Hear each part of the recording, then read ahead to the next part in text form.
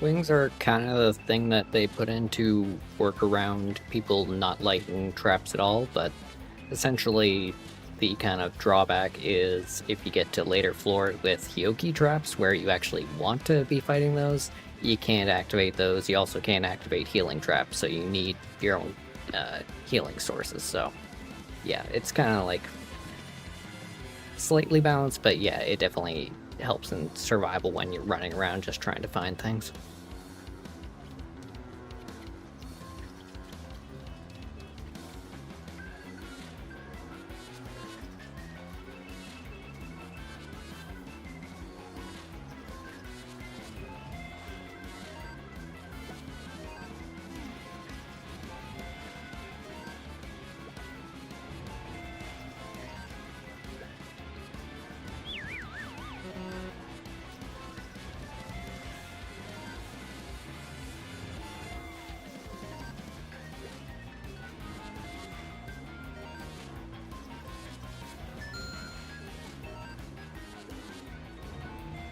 Currently, all I know is there is one Fame 100 ticket, and we'll see if I can get it.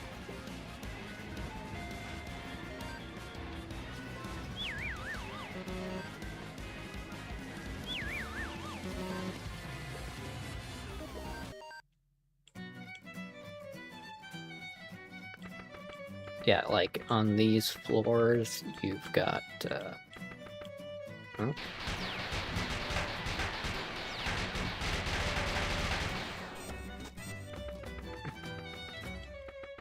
Yeah.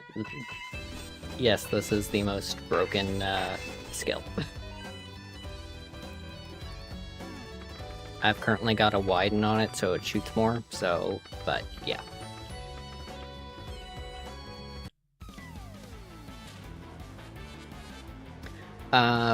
Fame is basically just to unlock certain things. You need 200 to get everything unlocked, but then afterwards I think it's just kind of like, oh yeah, you got all this. But yeah, I'm at like 120, and basically this will get me everything else, so if I can get it.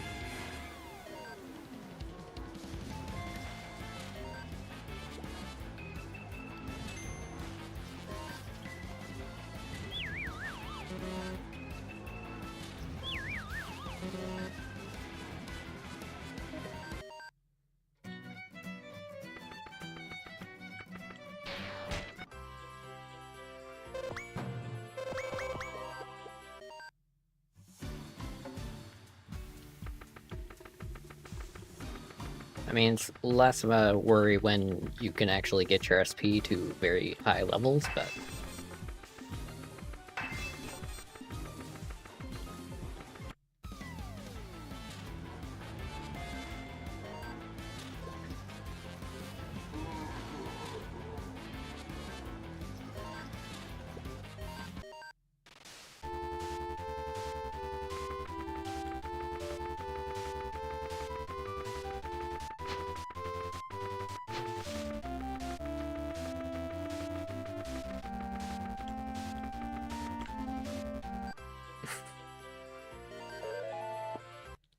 Yeah, definitely it's time to leave.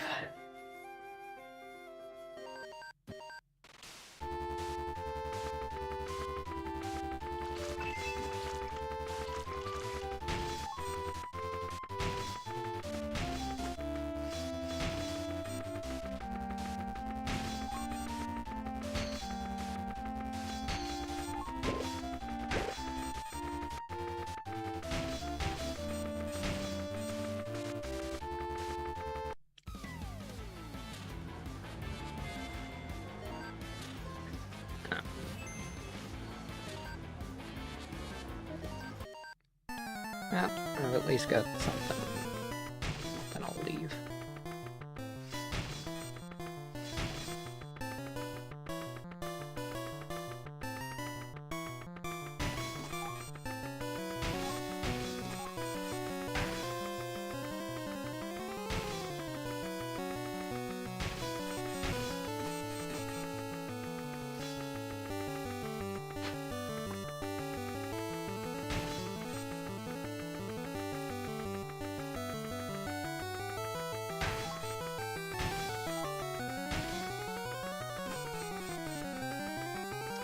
Yes.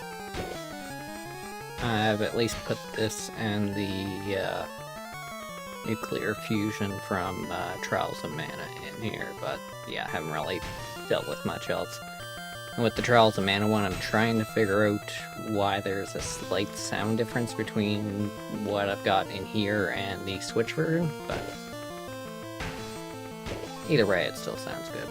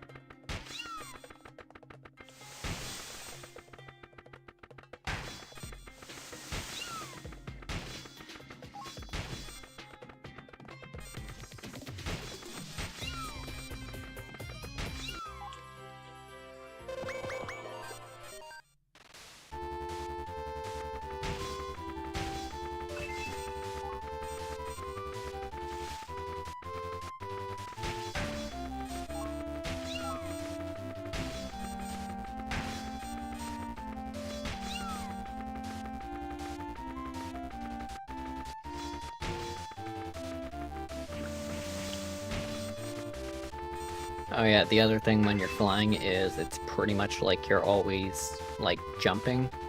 But, yeah, so essentially any projectiles hitting towards you, you get, like, ridiculous knockback. So yeah, it's one of those whole things of if you don't get hit, you don't really notice anything, but...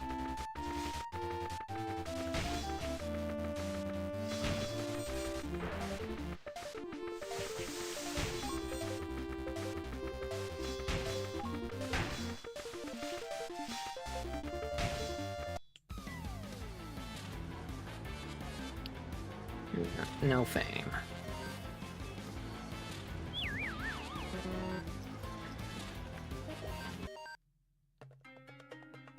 Okay, interesting. Yeah, let's take the back. Yeah.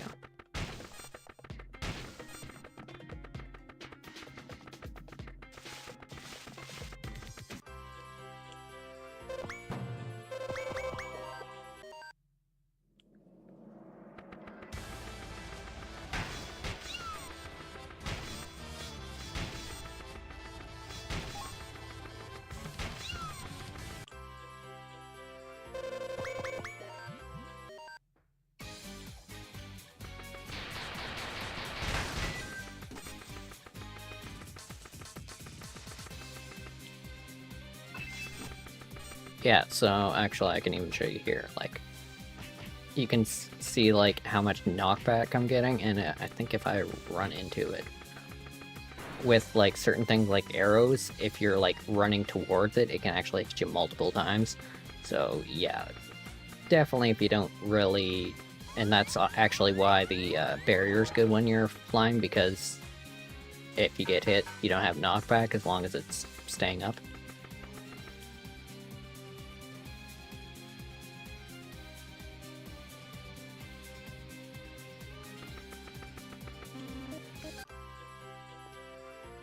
No fame.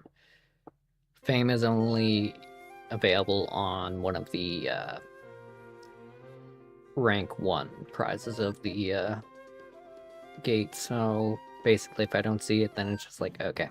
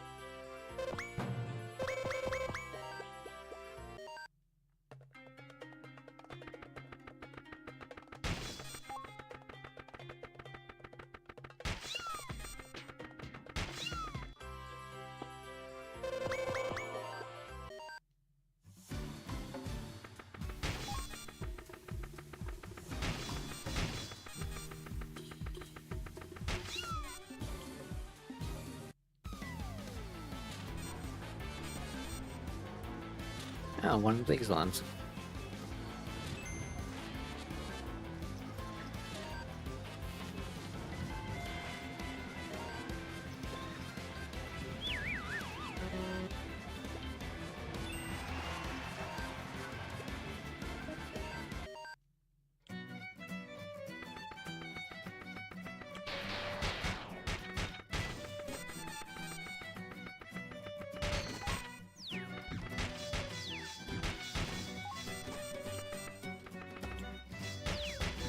So yeah, Hyokis are these wild ones. Hyos are the, like, tame ones, I guess, that you see all around town.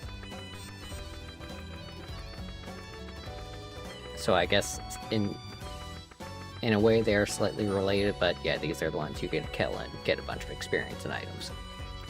Also, Hyokis are the only way that you can get Widened to drop, so... But you can get the other two special ones to drop from other sources. I've actually been a little dry on getting those so far, but oh well.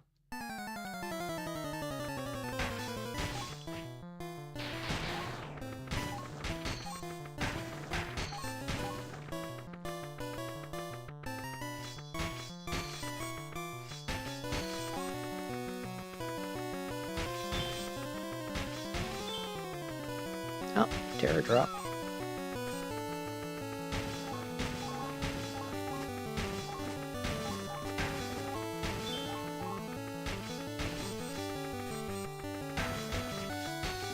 Might as well just pick up everything, because when you do have it up like that, I find rare artifacts are easier too.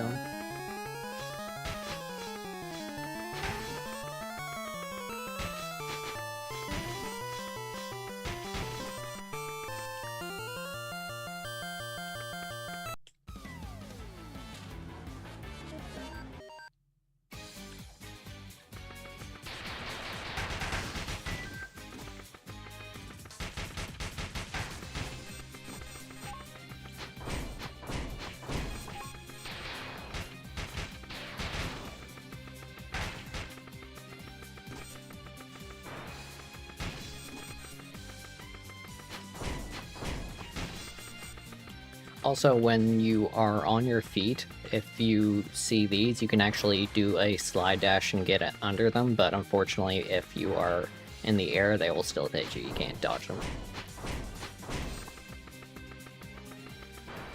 Same thing with the trip traps and like arrows and stuff like that. You can actually dodge those by sliding under them, but yeah, you can't do that while you're in the air.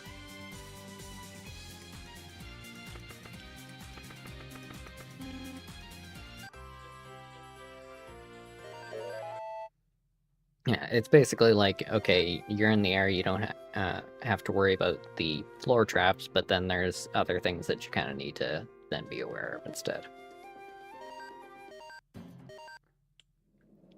But it's definitely one job that's good to have near the beginning, because, like, I know in my stream there last night is when I got my rank 15 armor and weapons, just because I got to like a crazy high level and then just running around trying to find rare things. Kinda at least skip some of the leveling, and then you can at least get to higher levels where your experience can just go up easier. And unfortunately, no good. No, it's keeping.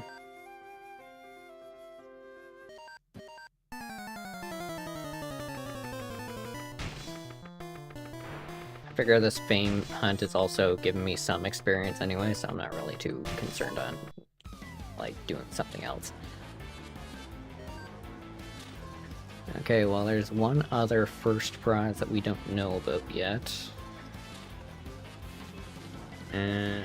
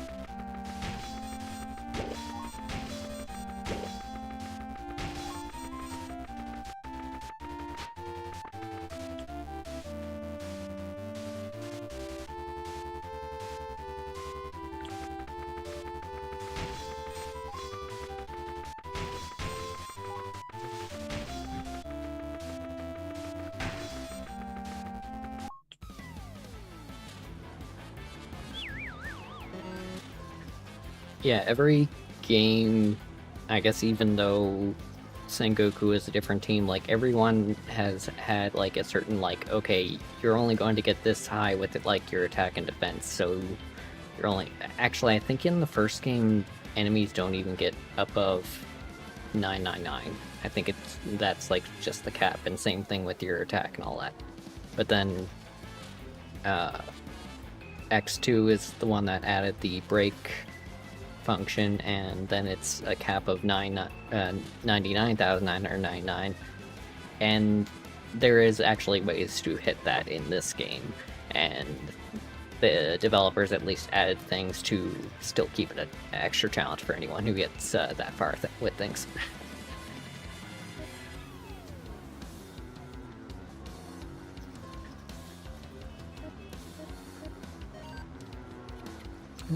Two other first, so that's gonna be, single tickets.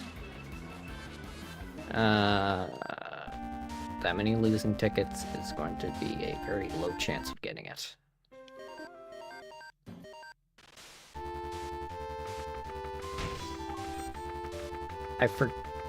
Actually, yeah, I think the gambling gate is in the first game as well, but yeah, this is the first game where the gambling gate's like this, where you're, well, actually gambling, but it actually makes it, like, so much more fun. There's a bunch of extra gates now instead that kind of have the similar thing that gambling gates had, where it can be good or it can be bad, so...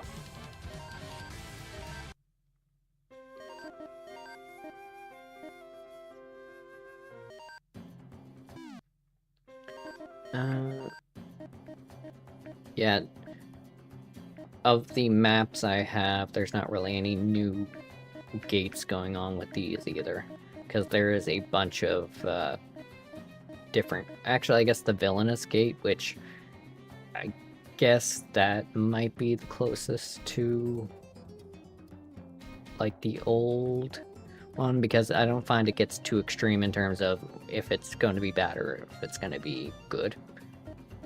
But then, like, there's Dark Angel that's, like, can be very good or can be very bad and stuff like that, so...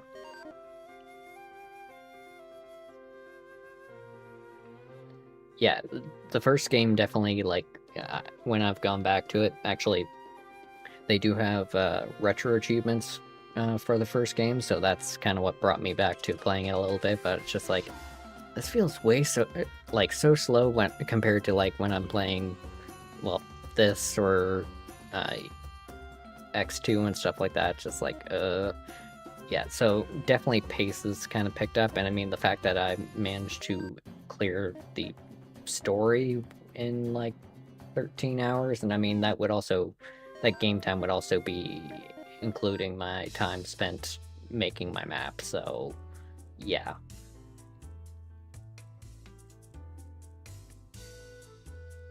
And I'm up to 8 likes. Let's see if we've got any new maps. No. Yeah, there's not many maps available right now, but... I've at least got one that I'm sharing here, which I might change, but I might also change it once I've got more things. Like, I do have more things planned out for my map.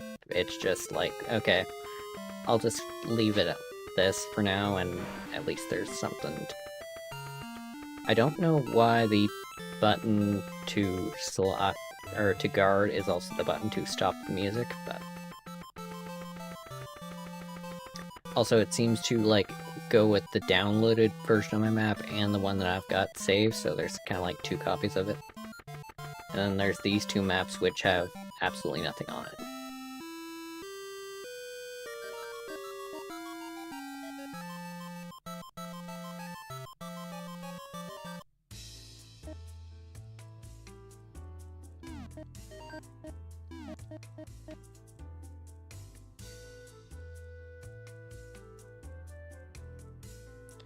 Yeah, like,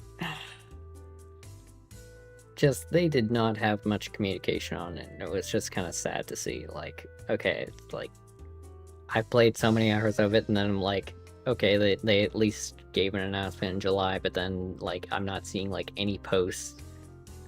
I mean, I'm very interested to see then how Disgaea 7 Complete does for the Switch 2, because I felt like that kind of took the limelight with a lot of their advertising, when it's just like, okay, well, it was on the Switch, and now you're just re-releasing it with some additional content, and probably at like, you know, $80 price tag or something like that.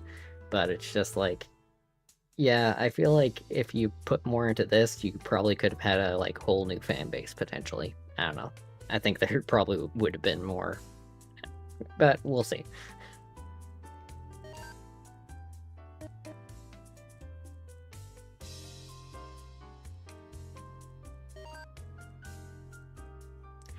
And actually, I didn't even hear about the English. Actually, both. I didn't hear about the Japanese release until I was actually looking up something for X2, and just so happened to see that. And this was, I think, maybe a little over a week after that was announced. And same thing with this. It was somebody in the Discord that posted on like July 12th, but the announcement was on the 1st, so.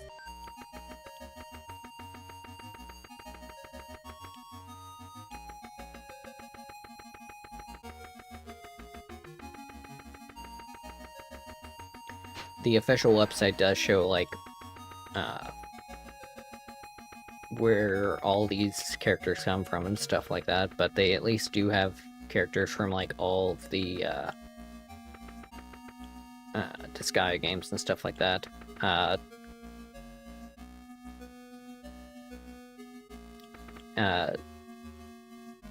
Despina, and then these are 3 like main story characters from X2, so they've got some, and like Assista, so.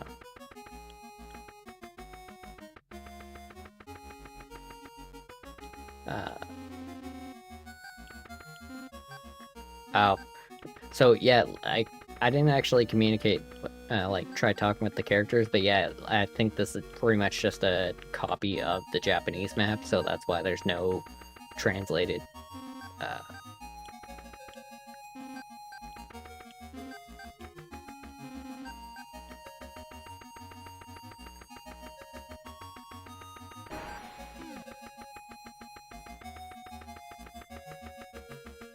Yeah, so this is regular Asagi, and then that's Dark Asagi.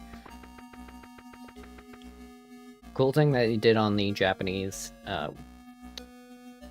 server is they had a map where they were then looking at posts on social media in terms of what to do next in terms of saving this like wasteland, or Asagi's wasteland, and then like every week or two there'd be an updated map with like all these additional things with a little post on like what it was.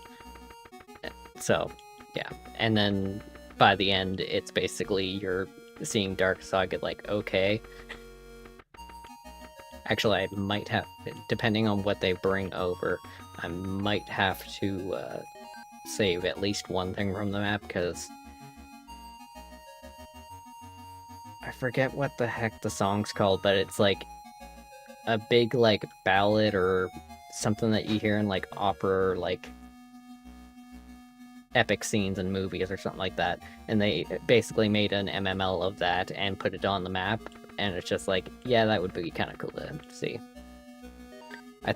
With the fact that I can do copy paste of the text,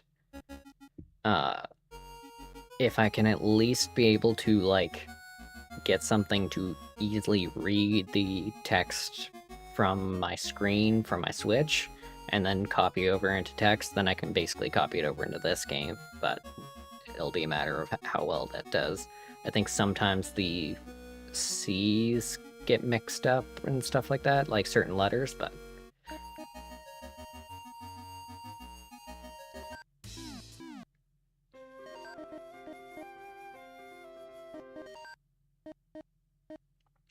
this is one of the test ones that you get to unlock. The thing that I found with a lot of their, like the ones that they've got, is there could be probably more like beat to it, or like, I don't know, just definitely a lot more drum or something like that too, where there's a lot more options now that they've updated the system. Because I think if we look in here, yeah, like just a bunch of this extra code, like that's stuff that you could not do in X2 or Sengoku.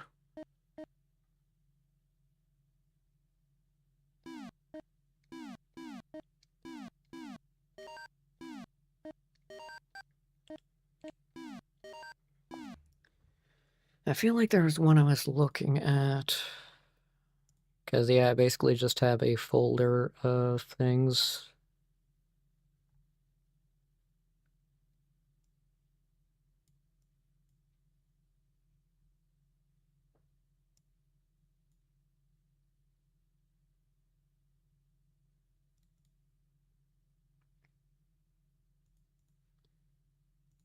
Yeah, this is...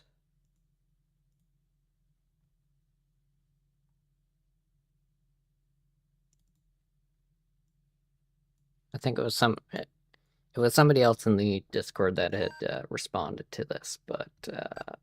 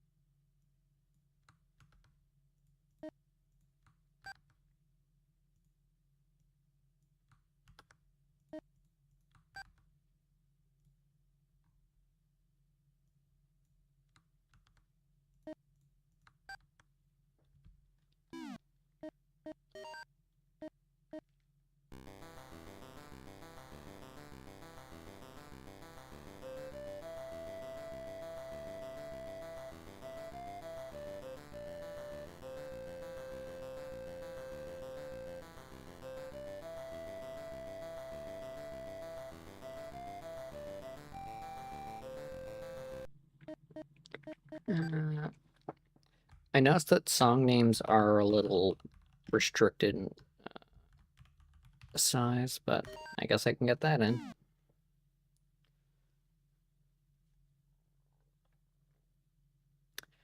Yeah, like when I'm doing the text read, it's kind of using an OCR. It's just like, I think it all depends on how well the OCR works, or like, because I think the C's were generally being mistaken as O's if they're too close to like a 1 or something like that, or it might be something like that's going on in the background, like where you can still see some of the background. Just, yeah, small things like that. But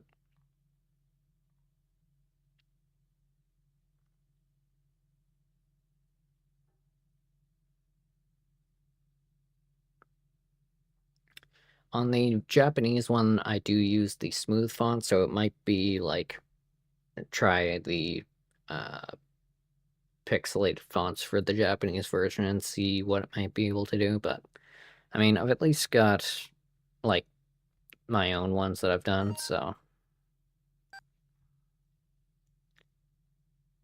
there's a lot of the ones I did that were for uh X2 I'm wanting to redo for X3 just because they've added so many things that can, well, just make it sound better.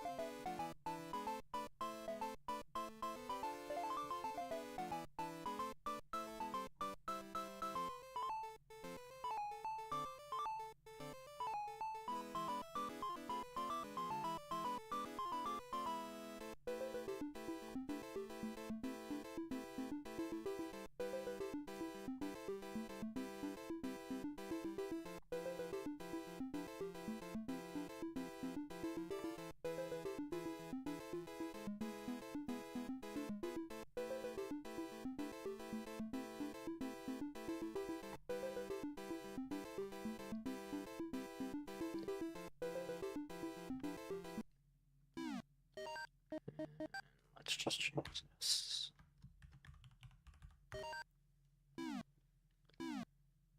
There, a few more songs.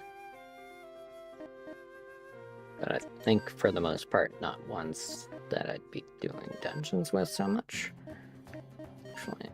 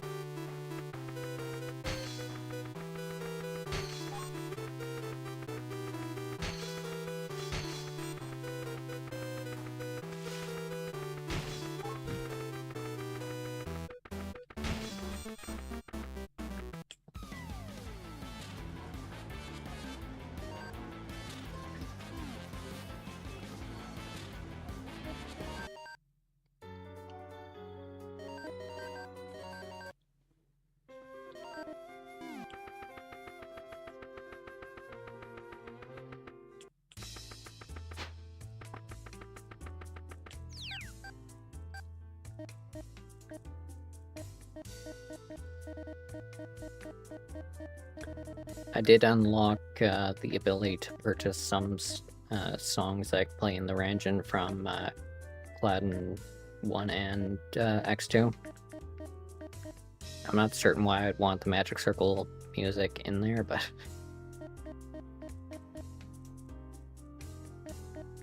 But also, yeah, costs aren't really something I'd be wanting to waste my money on right now.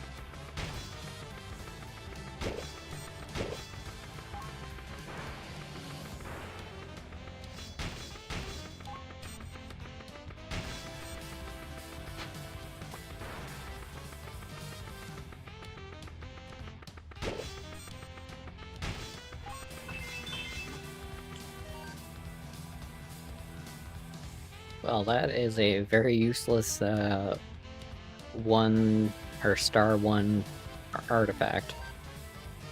That is 2 times cost, 2 times effect, so that's literally just a mana plus 2.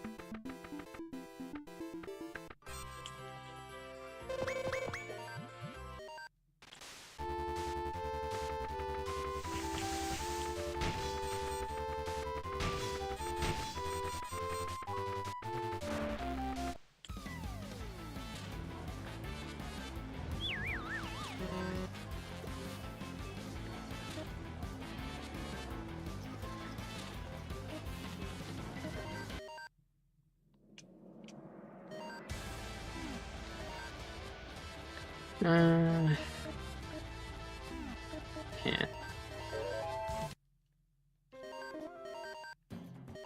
I'm at least getting close to level 99.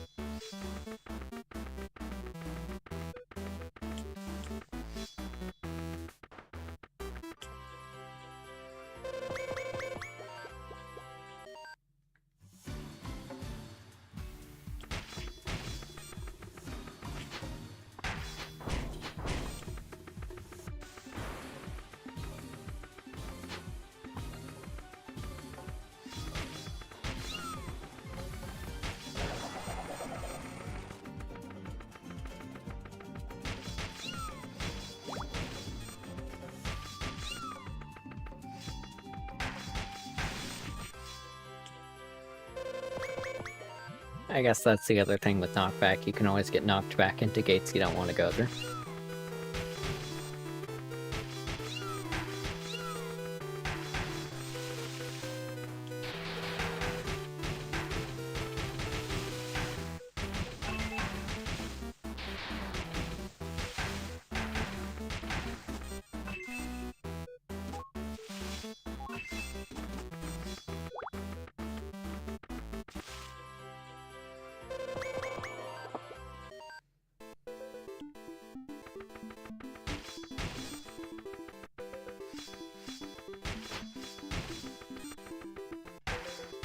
I'll make note after this to raise the volume of the channels of this song, because it is very quiet compared to the others.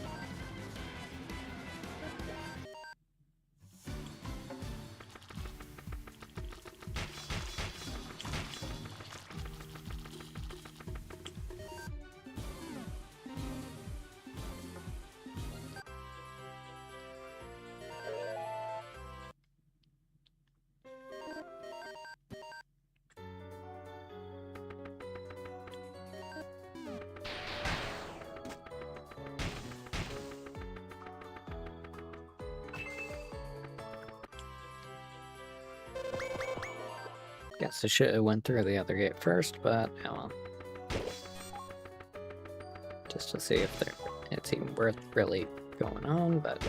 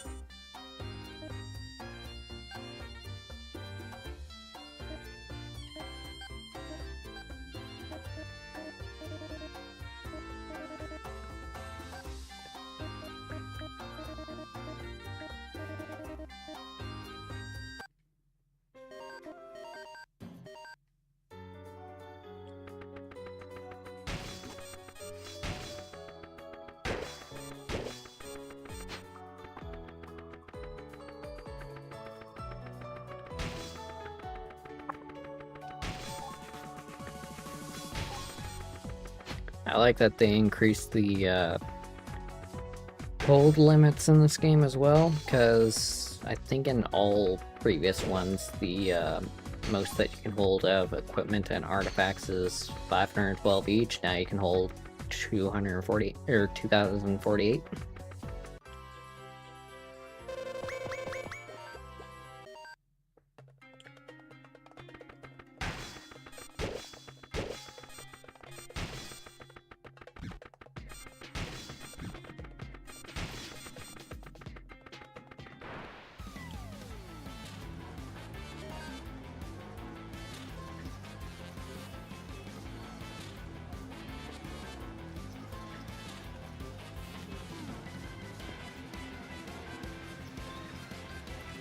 I do not like how many losing cards there are.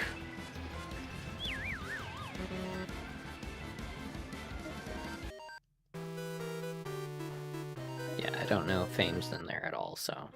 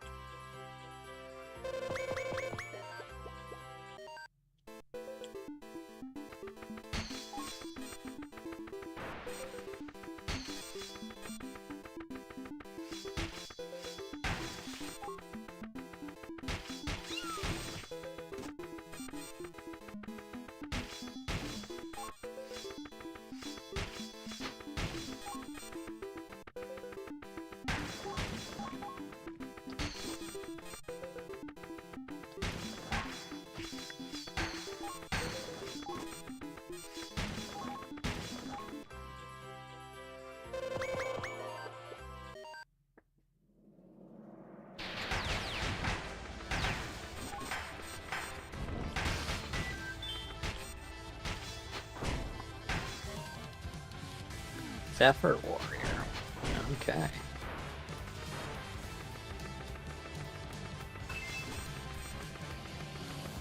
I want to secure this one.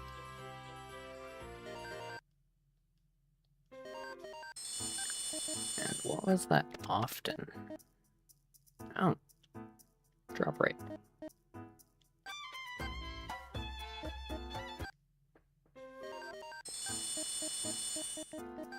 Because I'm not using it that much and it breaks easy, I think I might use a shield, and I'll use that one for better titles. 50 mana, holy crap.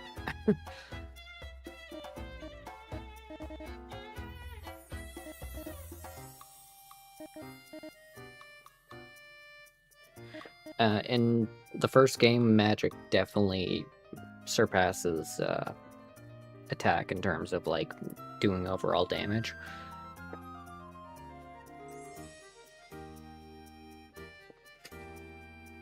Yeah, dagger was my favorite to use in X2 as well, and then when Sengoku came along, it was the shuriken, but the shuriken was also kind of broken in the sense that, yeah, you essentially then had something that attacks very fast and from range, so kind of like with that one skill that I've been using that shoots like a bunch of daggers, or what is the stunt throw? It's pretty much like that, but you're like constantly throwing shuriken.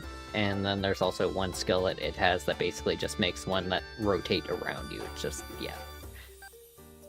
Overall, Sengoku just kind of got broken to the point where it got boring. But this game, I think, has enough that, Oh! I've got better armor now.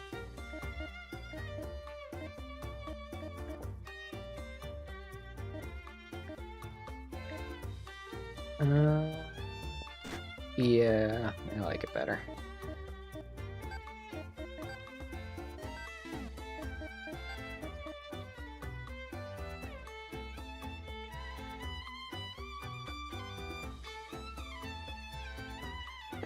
Yeah, I remember I think magic, mind you, is kind of where, like, it was at least used for, like, the boss kills. So it's just like, okay, I just need to have enough to make this number of attacks, and I can take down this boss. And I think that's also where the, like, pace kind of slows down, because it's just like, okay, you can take down bosses quickly because of magic, but then, yeah, your dungeon progress is kind of limited by how well you can last because of your weapons.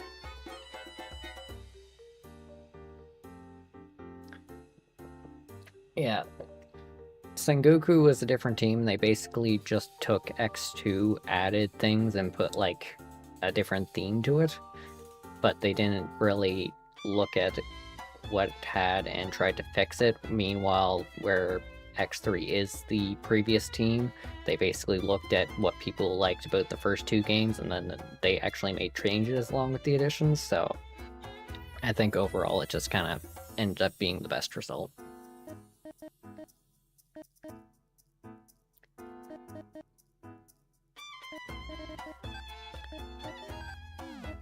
Oh, I guess F4 is actually under Dark Cloud Soldier.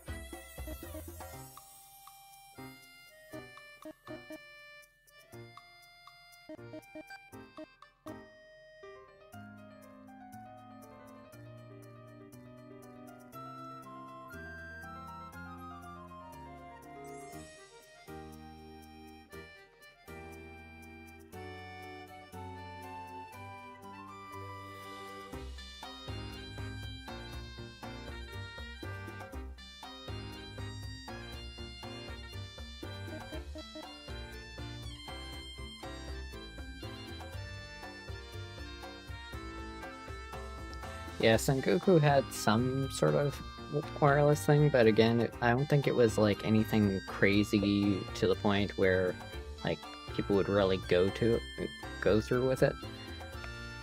it also had a bunch of main one that kind of comes to mind is they had like a bastion, which was like a dungeon where you essentially are just using like the character's base stats or something like that. But the thing is, like, I think it was like one floor or something like that.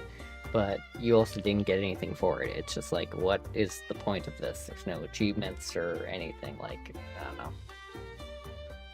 It was just kind of a very odd. They added some odd things to it overall, so.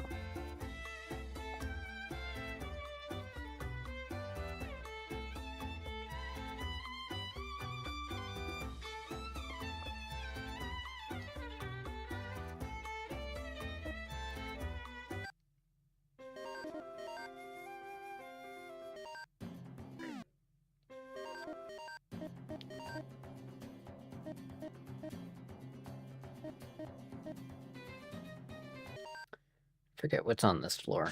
Oh yes, this one.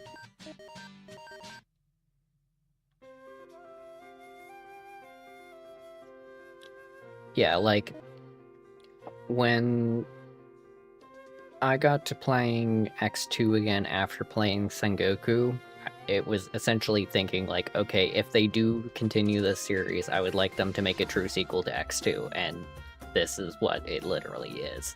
So they definitely did a really good job with this. I mean, things, a lot of the post-game things, like things that you can do after you reach like maximum stats and stuff like that, those are a lot of things that were added in a post-game patch, but I feel like there could be some interesting things in the future if they kind of take that in consideration at the start and kind of like, okay, like, how do we bring this to the post-game? I was almost thinking about like Carnage Dimension and stuff like that, and Disgaea. Pretty much just like almost the same thing, just more challenging.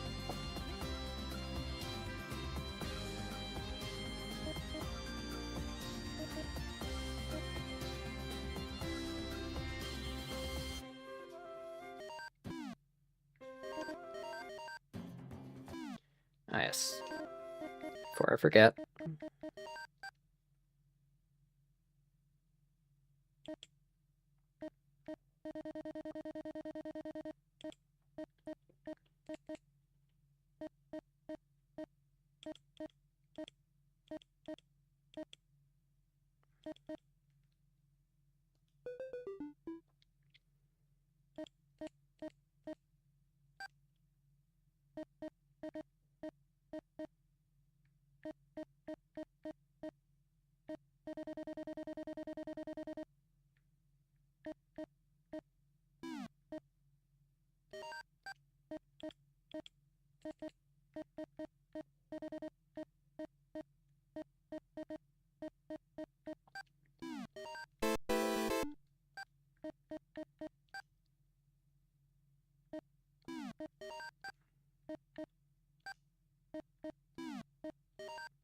So what's it doing there with the paste?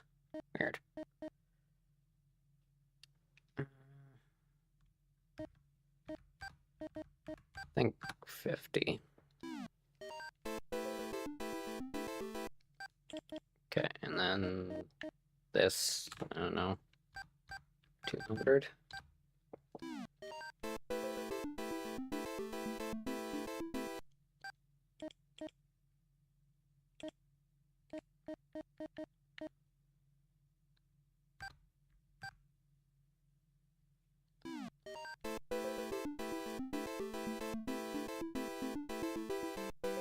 I think this has a good balance now, right? Because, I mean, overall you want to hear the, like, I guess it's supposed to be xylophones, but, you know, when you're using waveform, you can only do so much, but...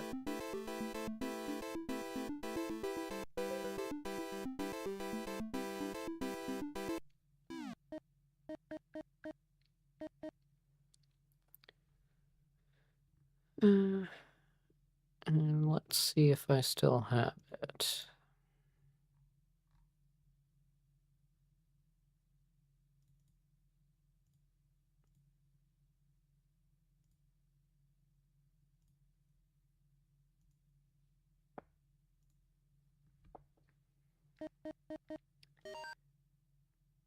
So I would still say this one needs polish, but still definitely my most kind of impressive one.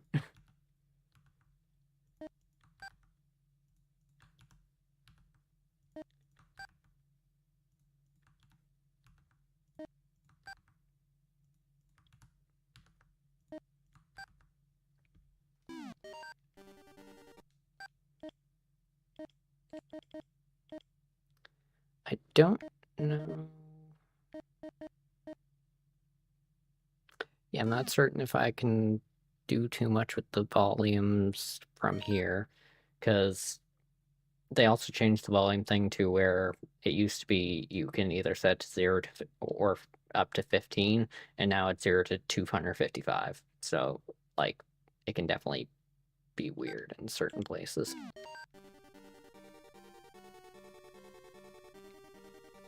Yeah, you can barely hear that.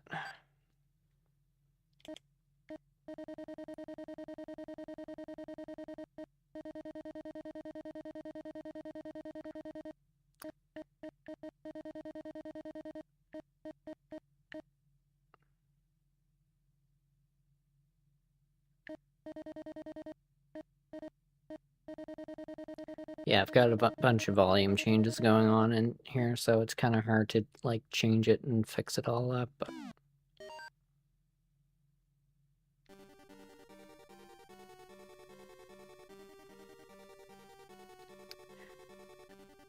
But yeah, this is away from Final Fantasy 16. Basically all the songs I'm doing are based off of MIDI songs that are done by others, but essentially they either have way too much going on or they're just like made for something else. So I essentially at least make it work for the way that this game sounds.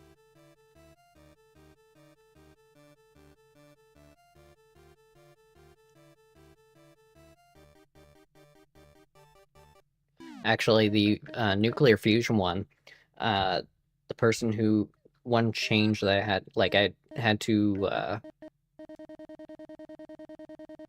I did use the MIDI from this person and then chop it down to 5 channels because, of course, it has more when it's more detailed.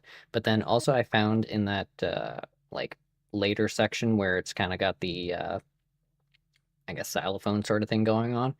For some reason, they had it going like just up and down constantly, like, and they didn't have the pause that I was noticing. So that's at least one thing that I like at least corrected with it. Actually, there's another one that I've got on file that also needs a fix. I just haven't done it yet. It's just like, yeah, I'll get to it eventually.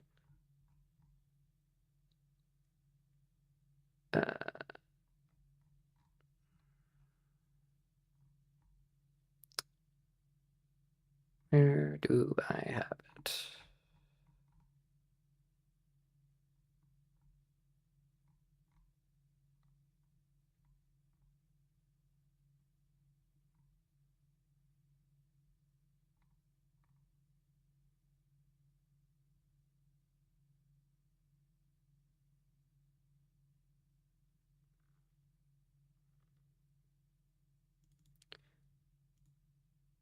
Oh yeah, this would be one that works good because I like partially put this into the Switch one, but then just like with the Switch one, I have to manually put in all this text. So it's just like, okay, let's just stop here. But this is another one of those, okay, now that I can change the tone a lot more than previously, you can make songs sound very much like the originals.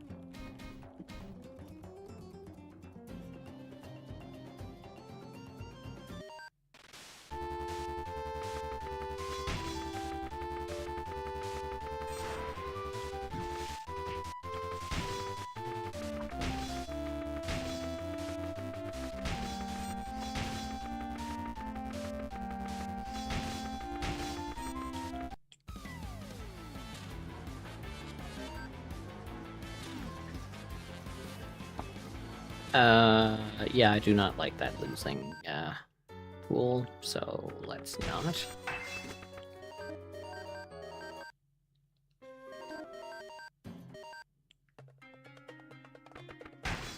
When there's 800 losing tickets, it's not really worth it.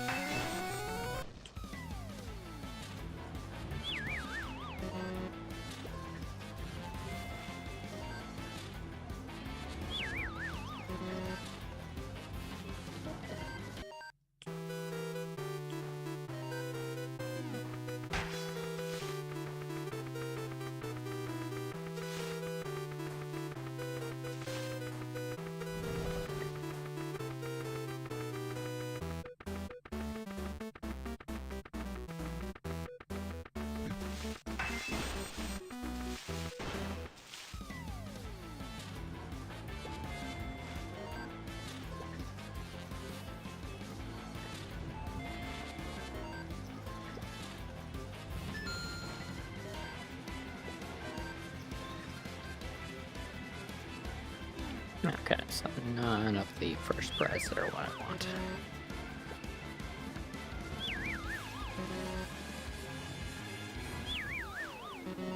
Let's just try to get the level up high and see what I can get.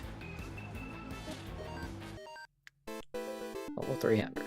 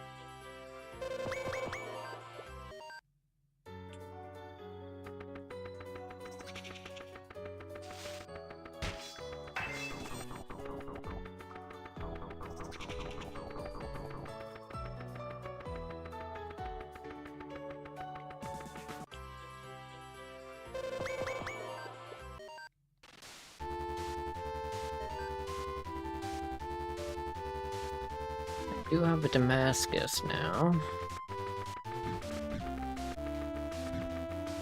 If I see an exit, I'll probably exit now.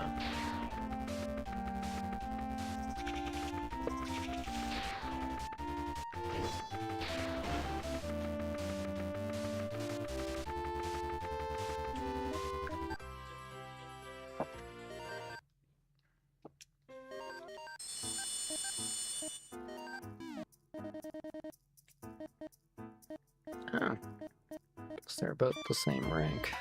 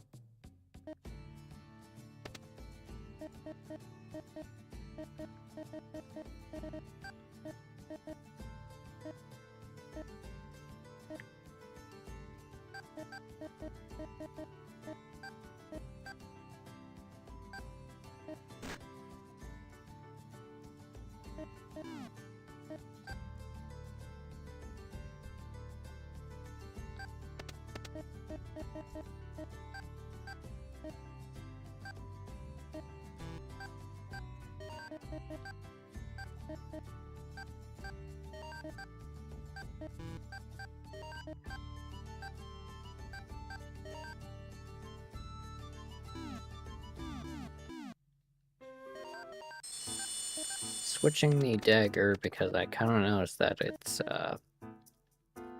attack speed is slower than the everyday knife.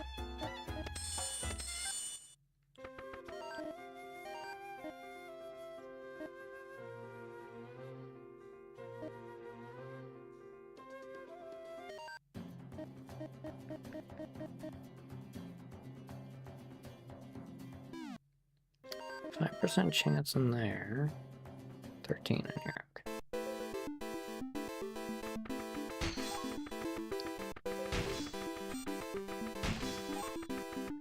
Titles in the first game were very weird, though. Like, the fact that you could purchase all of them at the store is just like, okay, well, that doesn't really make finding them all that special.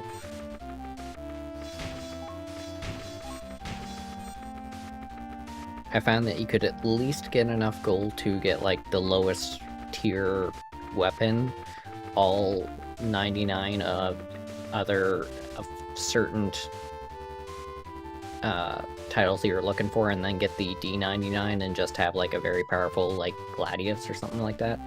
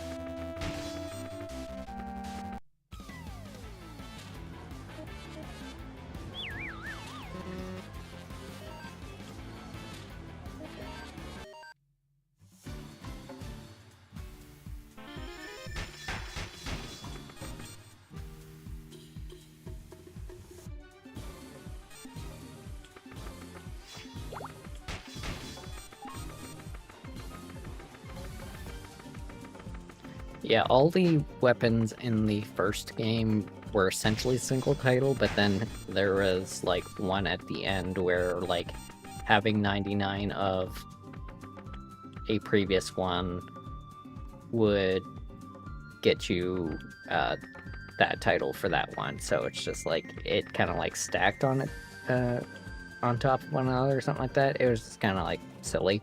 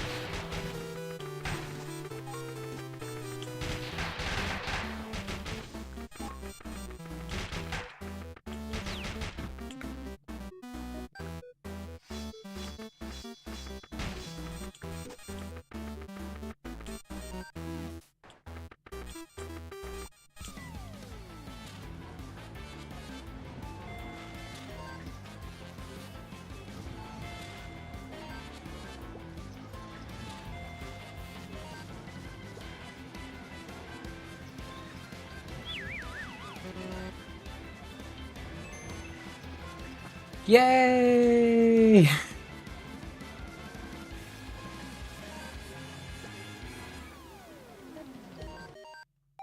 Okay. I think I pretty much get it regardless of if I leave here alive or not. But let's try.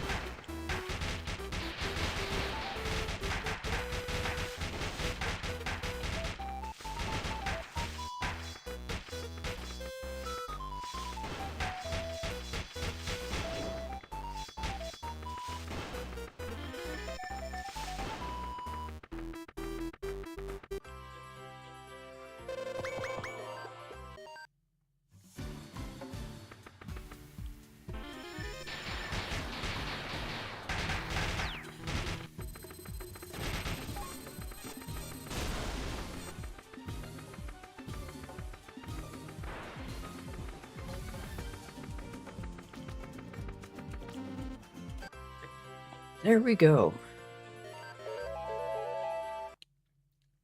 Yeah, like, I'd say the main reason I got through this, like, quickly in terms of, like, just beating the game is the fact that, like, any action RPG, you kind of need to know your enemies, how to, like,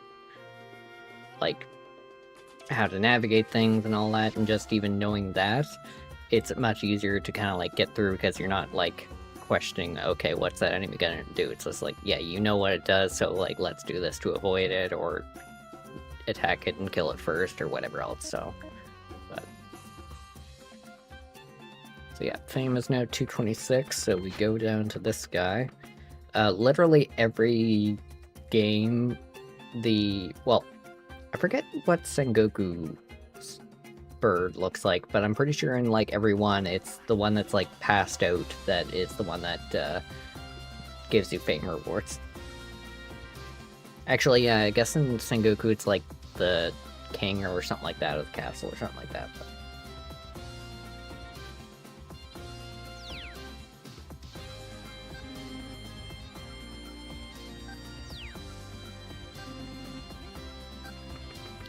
Yay! So, I unlocked some Legacista songs.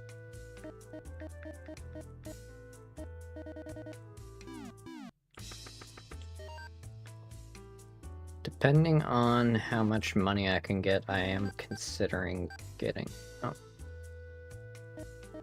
yeah, I forgot that they had, like... When the game first came out, I think there's only Purgatory 1 to 4, but then the patch gave 5 to 8 just for additional difficulty.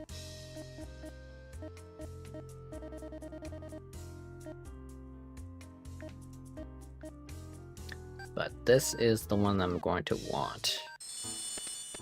And we will see how well we do.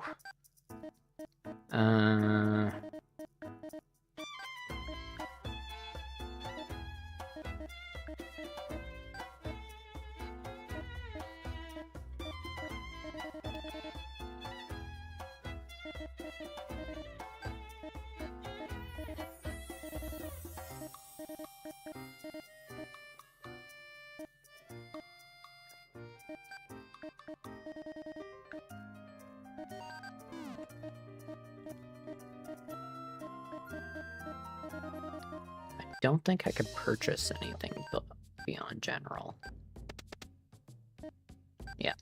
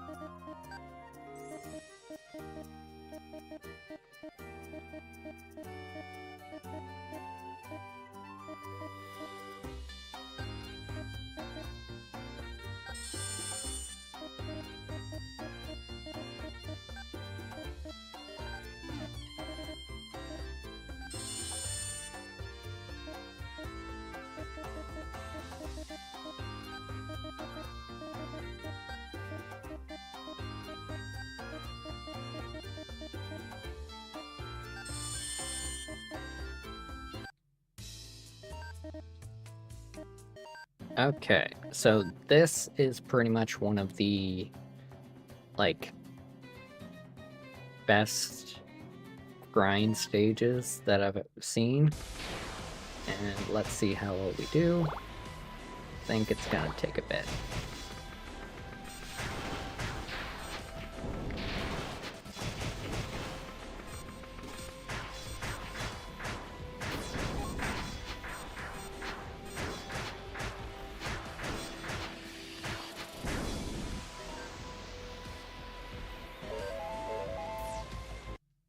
Even that actually helped.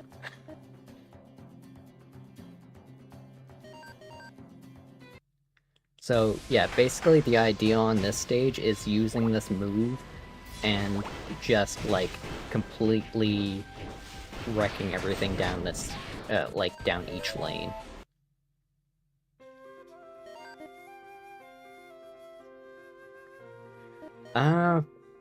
So I've never played Bloodborne, but essentially,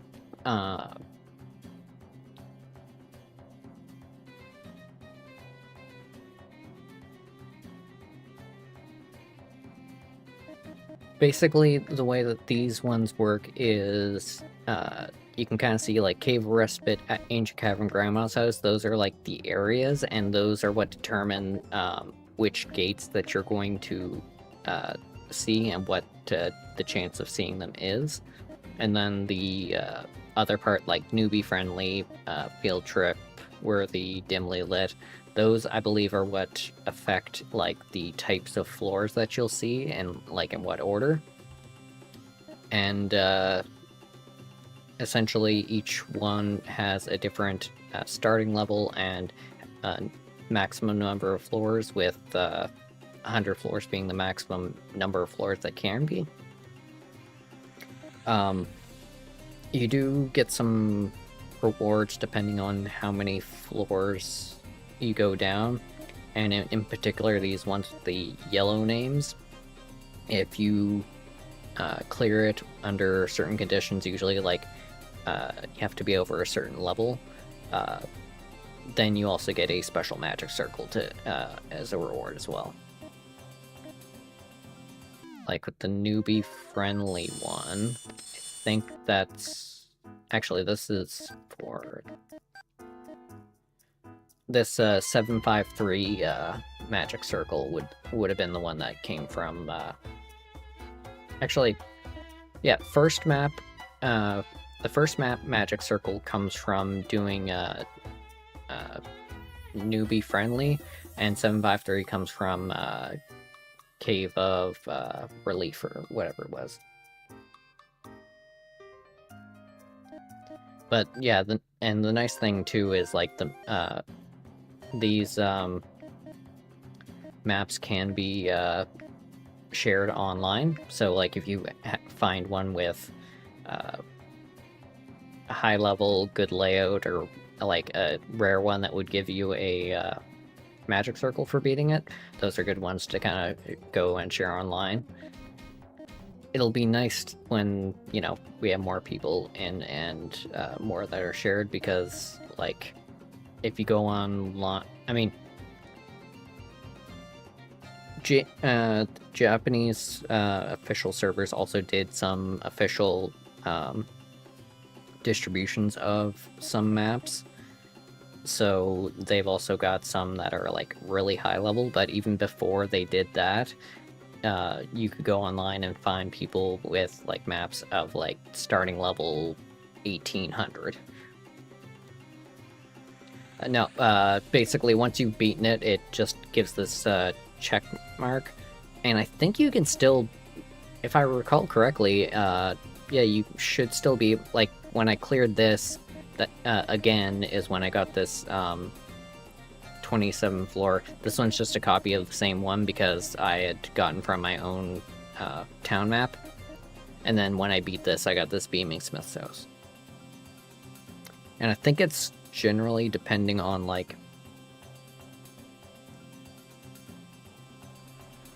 the map that you beat, whether or not what kind of map you're gonna get. Because I mean, I beat this one, which was starting level 3, 23 floors, and then it gave me one that's starting level 17, 60 floors, but then I beat it again, and I got one that was level 25 and 27 floors, which is much more doable.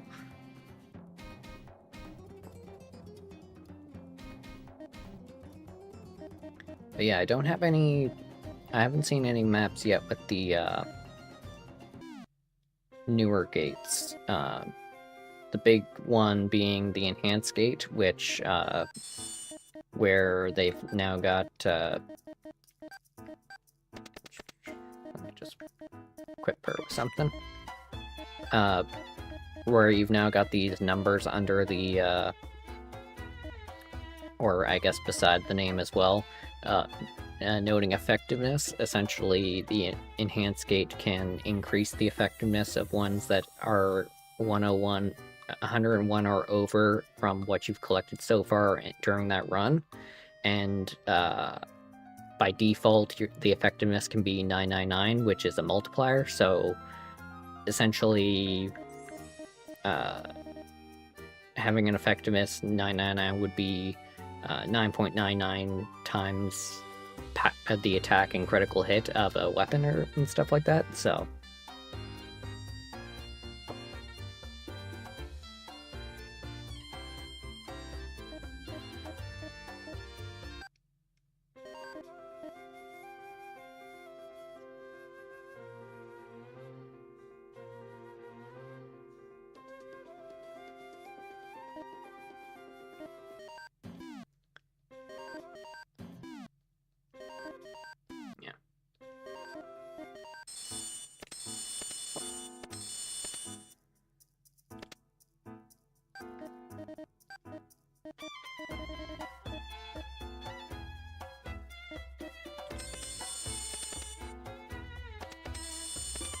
actually, you've probably noticed that all my characters are currently named after,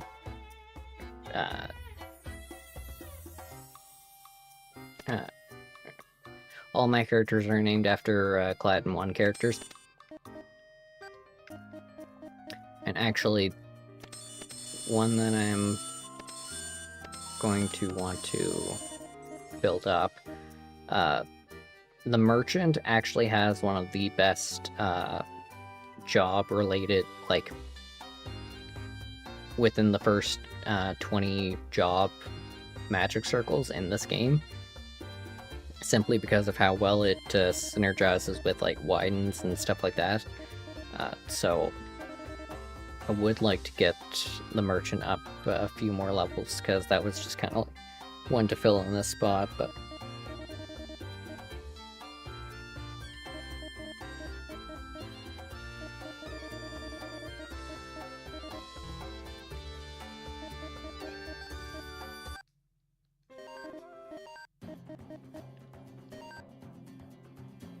let's just see here.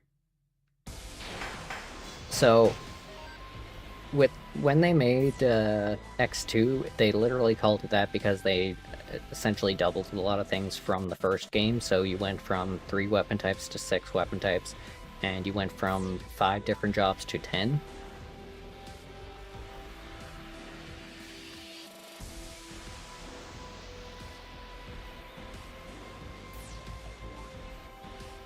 It might be 6 in the first game for jobs, but yeah, like, for jobs there's, yeah, Warrior Merchant,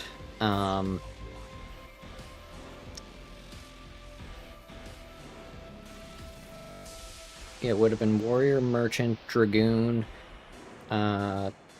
Magician, and then 2 others that aren't coming to mind, but those are the ones that were in the first game, from what I recall.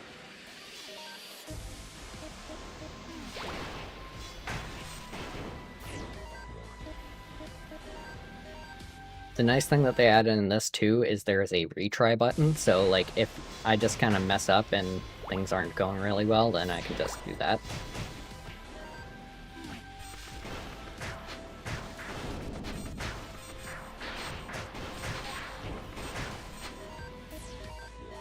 See, like, I know I'm gonna die, so let's just do it that way, so I don't have to go through everything.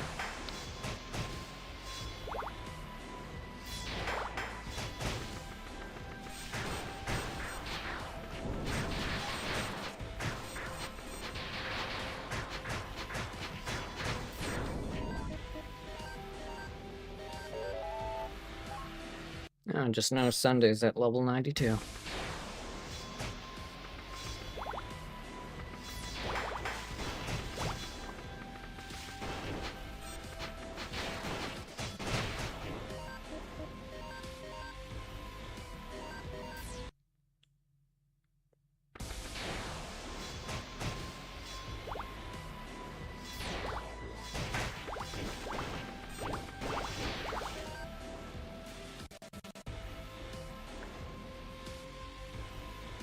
So this one is a new one to this game, but this is also the first time I've seen it in English, and yeah, I basically guessed the English name correctly. I forget what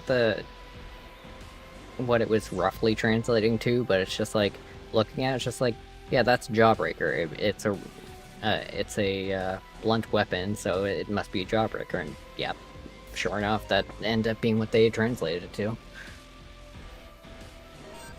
Me playing the Japanese one, like, I do not, like, have any clear understanding of Japanese. It was literally going off of my understanding from, like, the past games and stuff like that, so this has definitely been quite a nice change in a way.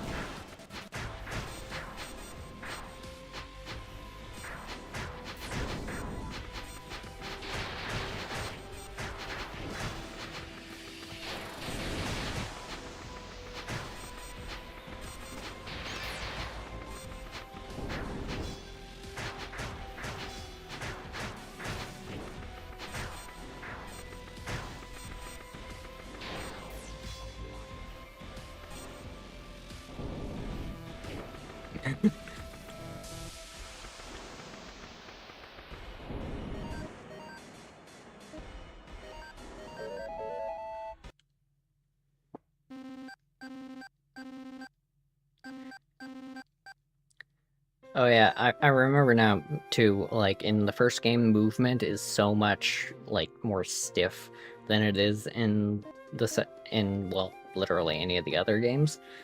They definitely, like, improved, like, how well you can just kind of, like, move around and jump.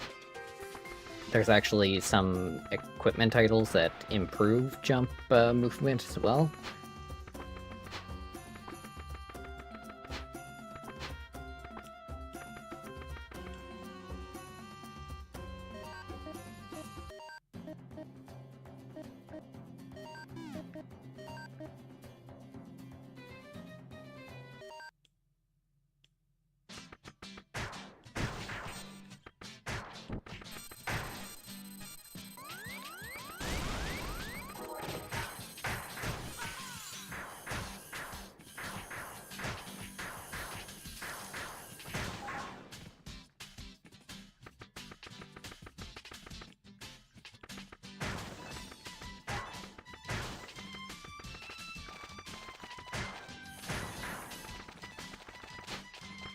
I forget what the requirements to complete this floor is, but essentially any of the, I forget what these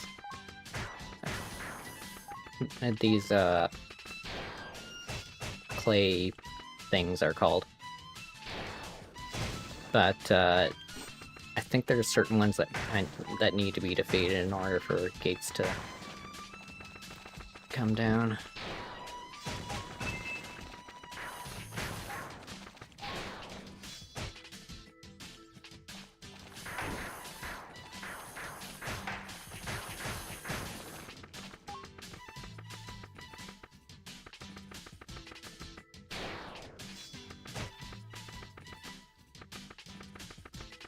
What the heck?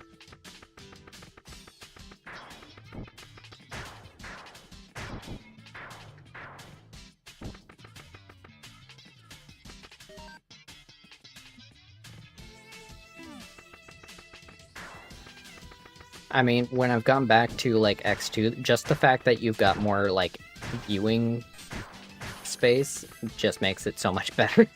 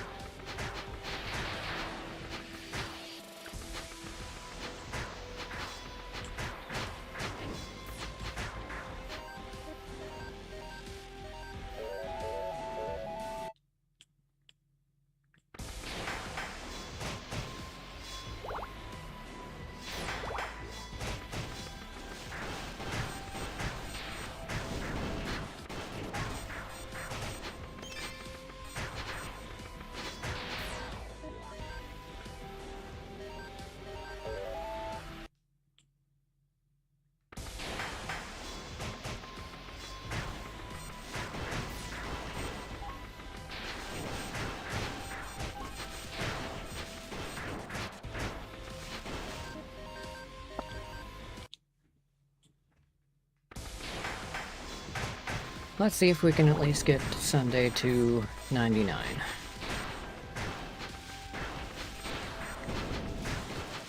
This seems to be the fastest way to do it.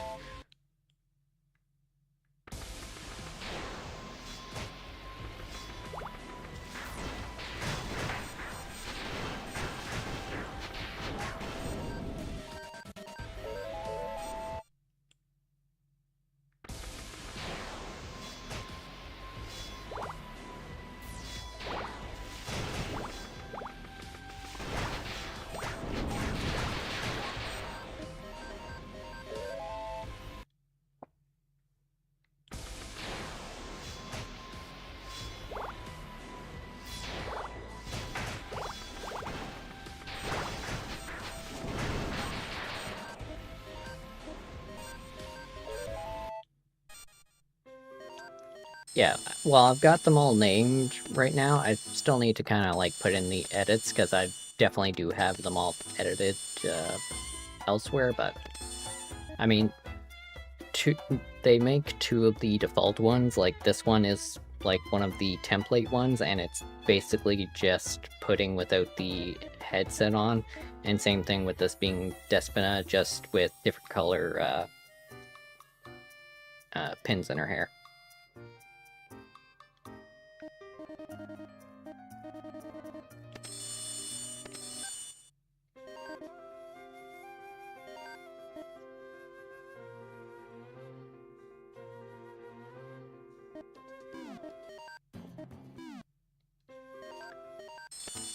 Man.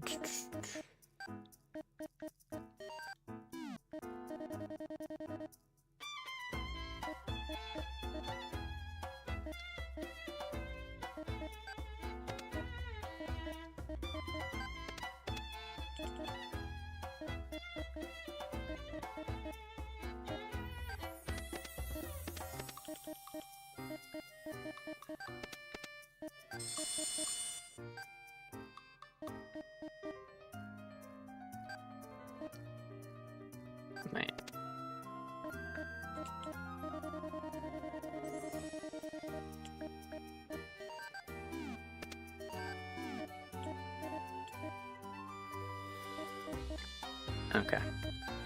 I was like, okay, am I looking at things right? Okay, so this literally has the same effect, so we can use this.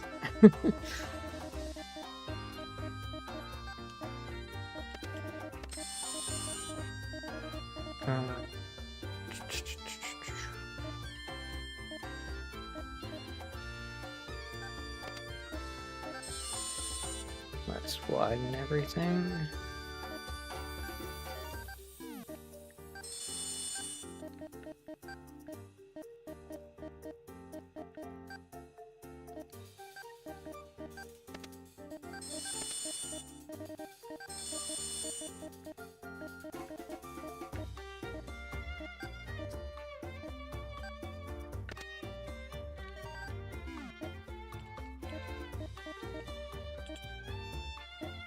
Quality power.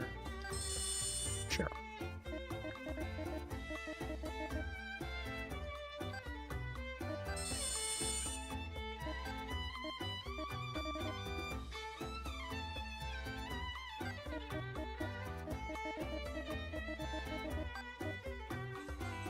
Actually, the fact that I'm not doing them too much. I've got SP. I might just forgo this, or just reduce it. Yeah. Because how much does it cost now? SP costs 98. And what's the... Okay, so 128 not at this current level.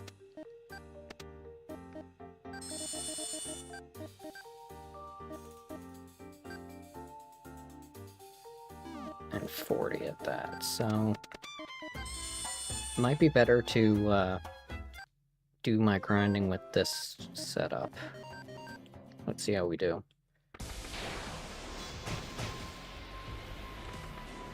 That looks better.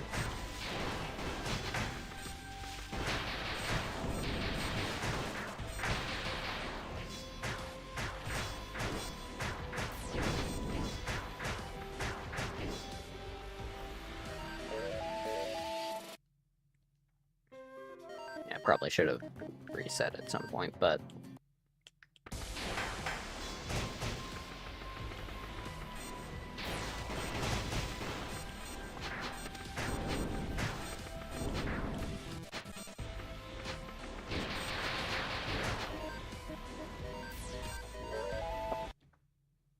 Two more levels. Let's go.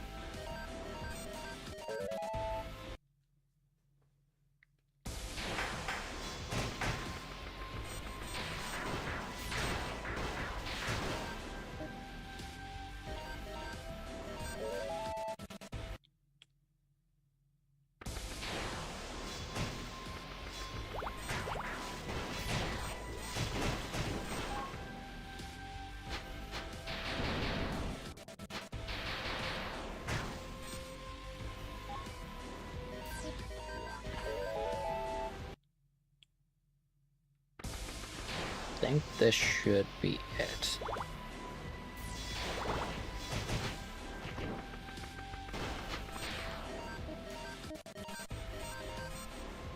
Oh, 23 experience left.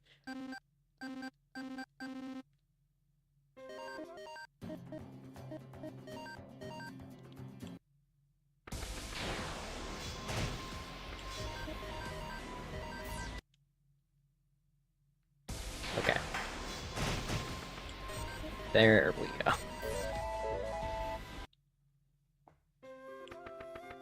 Yay, job change time.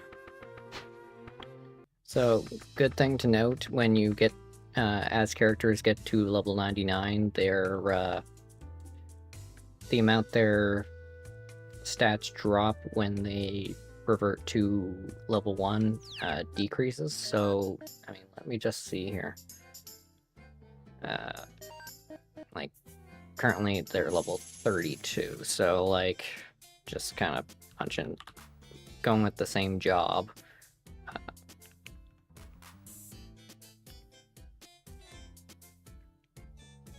Like, right now, it looks like he's only keeping, like... a bit of what he's got for like mana and stuff like that. But if I do Sunday, what is she taking back?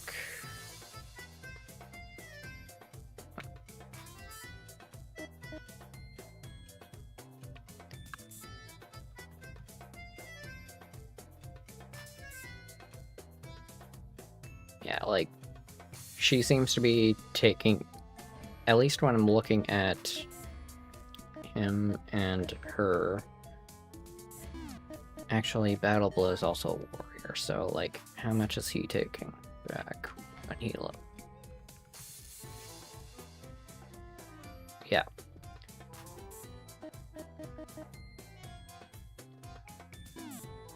So yeah, Sunday is taking back a bit more of her stats now that she's, like, switching at level 99. I think even 93 would still have an impact, it's just 99 is going to be the cap.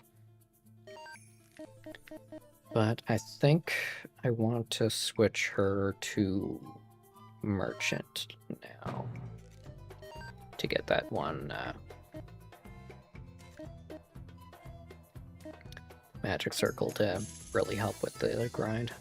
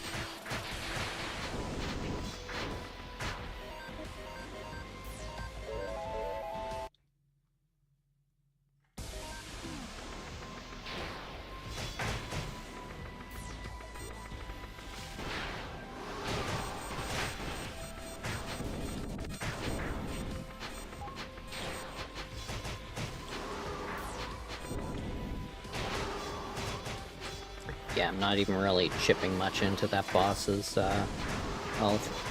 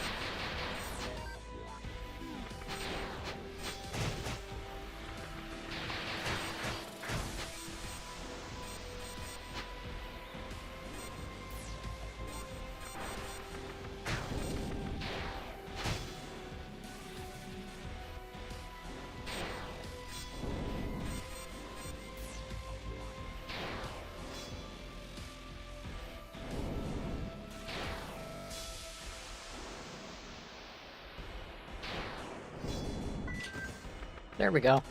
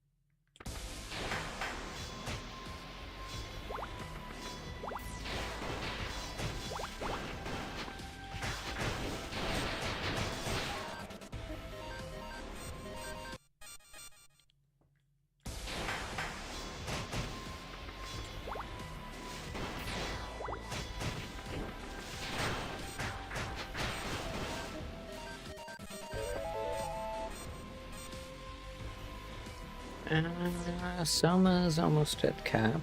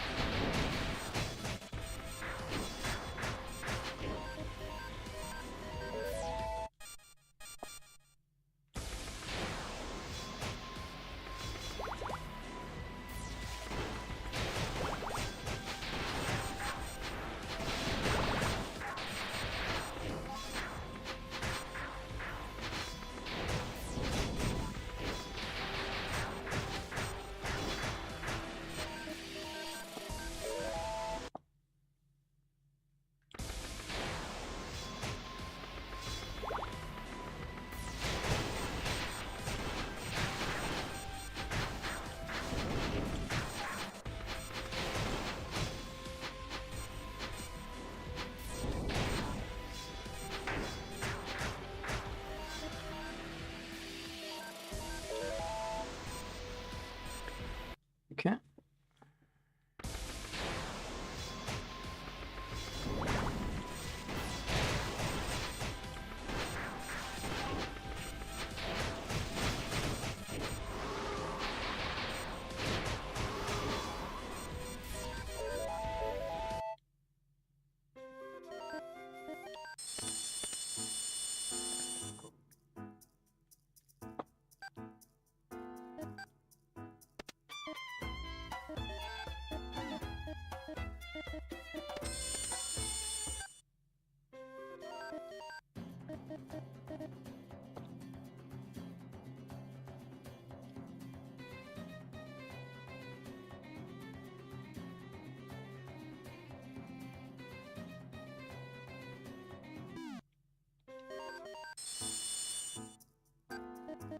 And let's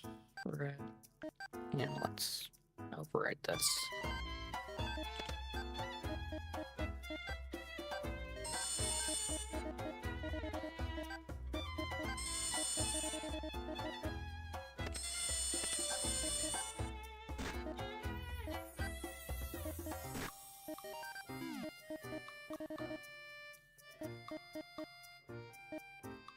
Ooh, I do have more powerful swords now.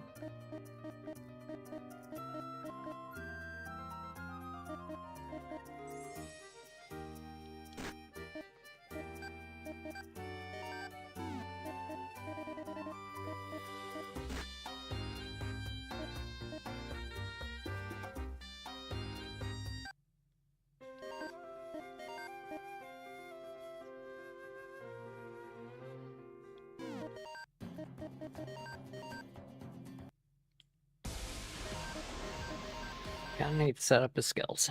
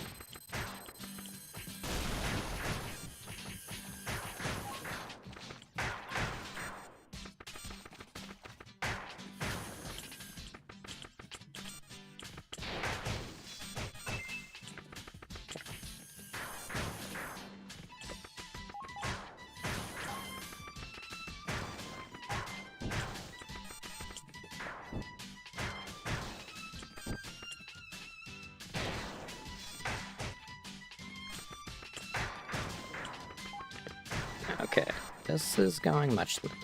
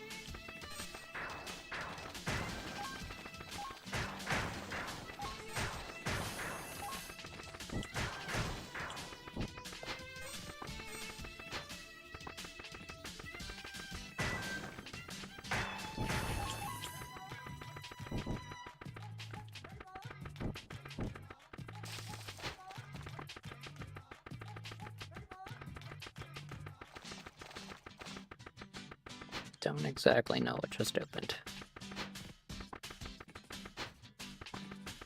Think it was whatever was over here.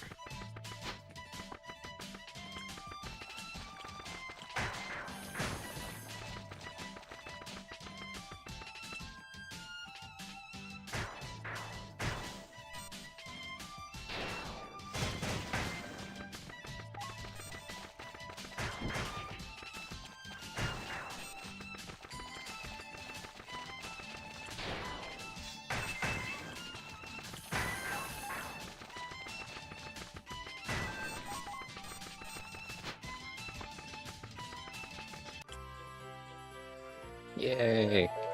Okay. So the next floor is one of the good grind floors, and I think this is actually going to be best for Soma.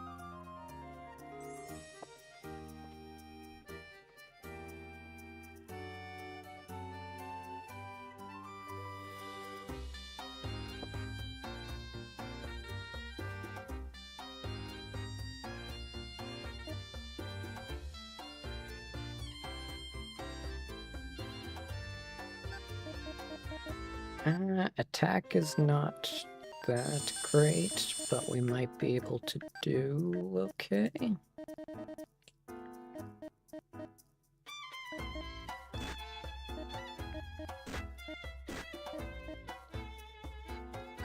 Okay, let's see how we do.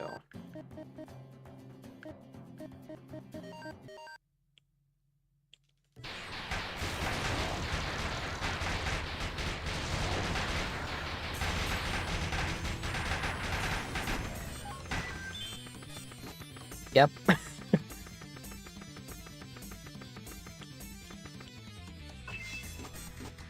going to leave the reds alone for now.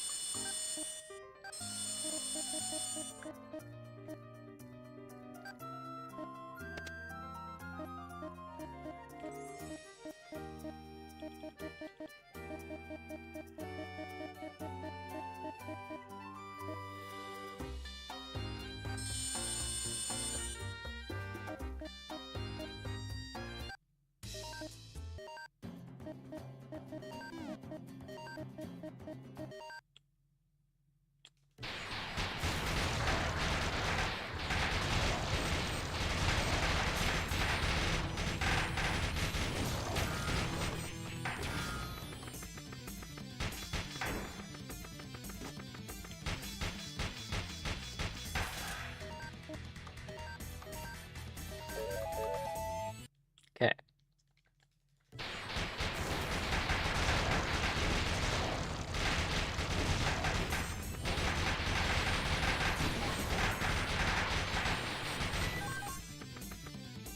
Okay, I think the trick is the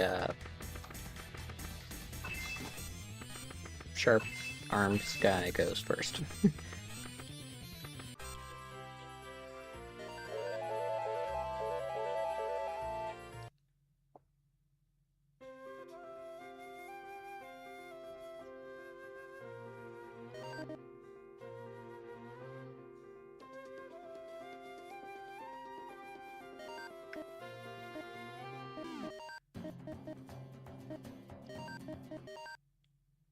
Okay, so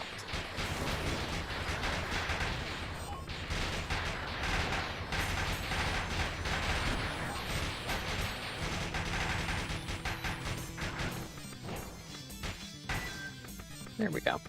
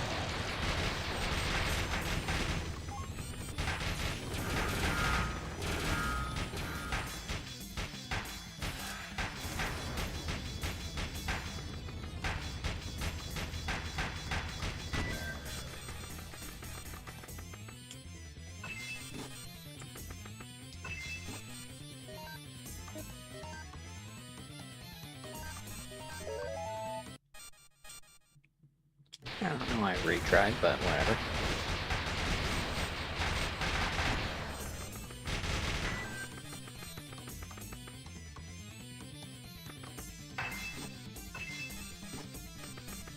And this time I probably retry because I opened those.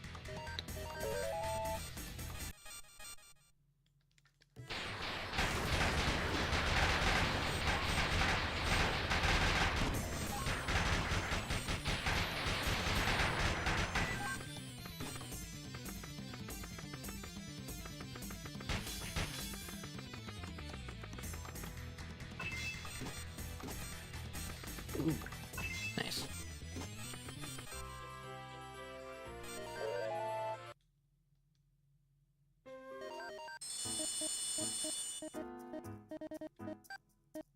I think that was... Yep.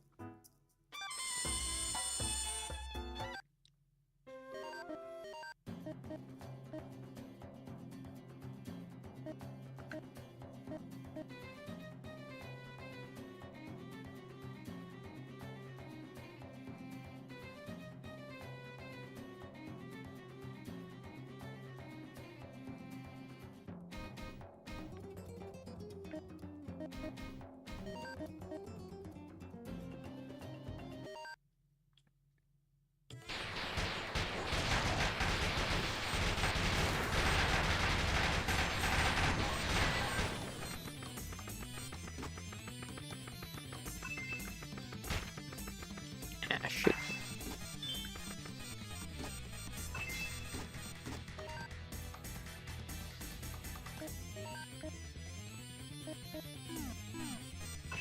Might as well check this one. No.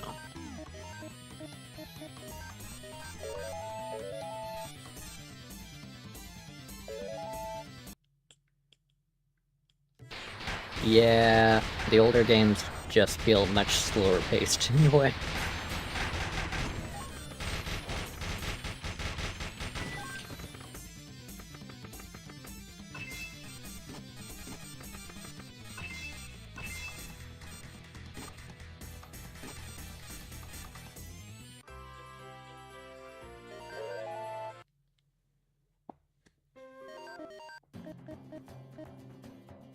Kind of surprised that Despina's taking so long to get her last few levels.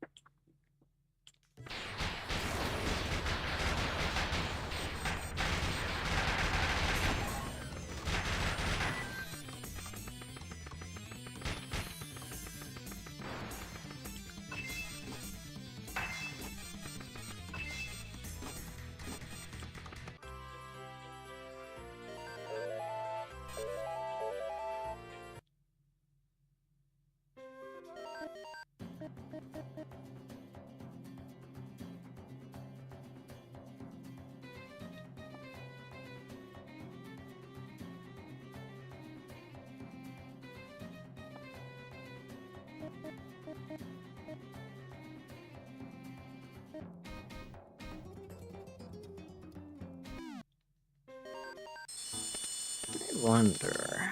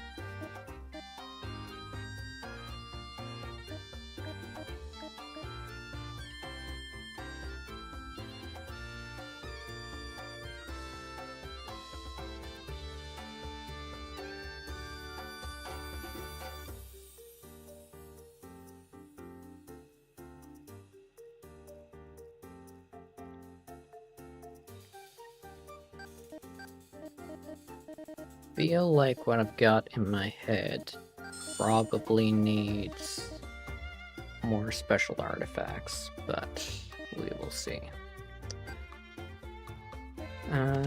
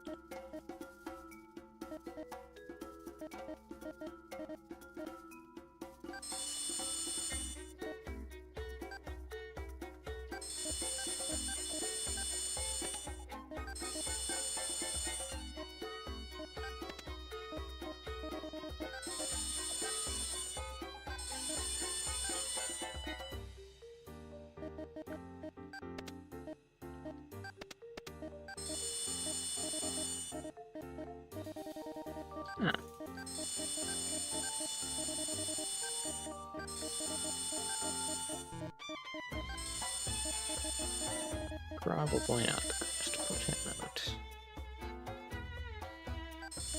Putting in Sunday are the best to put on the outside.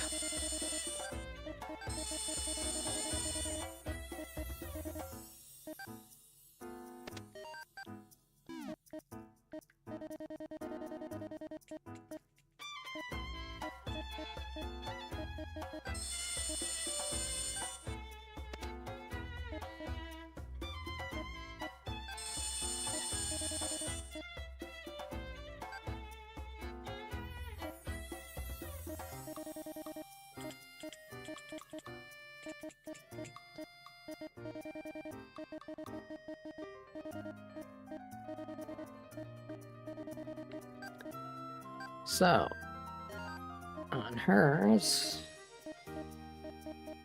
let's see if we can get this going like I'm hoping I can get it going.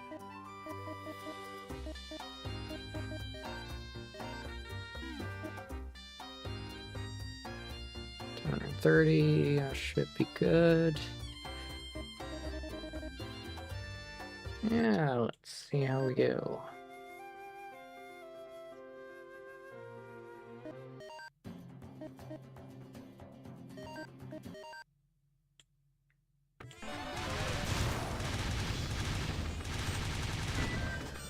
That works too.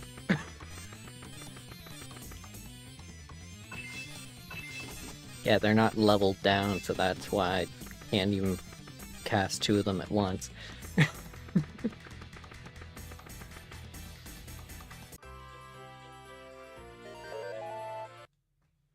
And now she's capped. So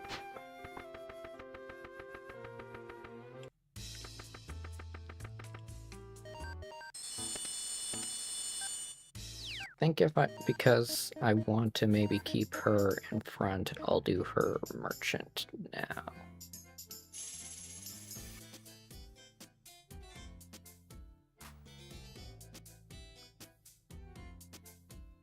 Or sword mage.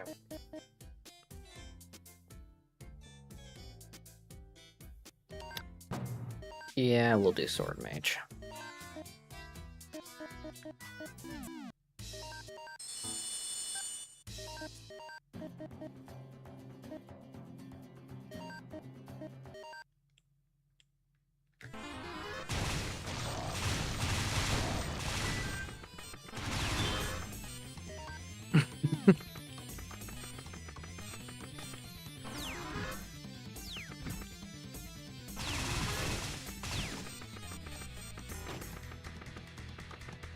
So, before I got some better things going on for the dagger in my switch file, this was pretty much my setup with the magic. Essentially using the fire and ice magic that spins around you. And yeah, you can chop through things pretty good. Which, on that note...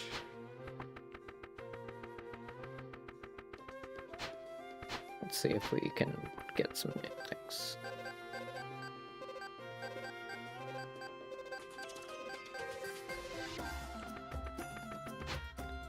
Every so often, she's supposed to give me more places. And I think I need higher ranked things for her to give me more maps.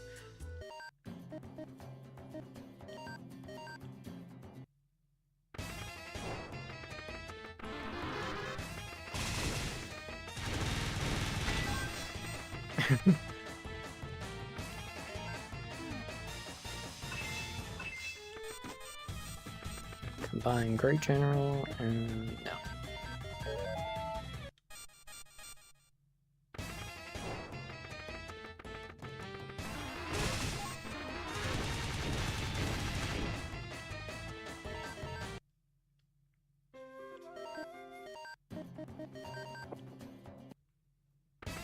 Yeah, only thing with the magic is you kind of need to be mindful of what you're fighting. There we go. And the fact that I got that rare one, probably good to leave.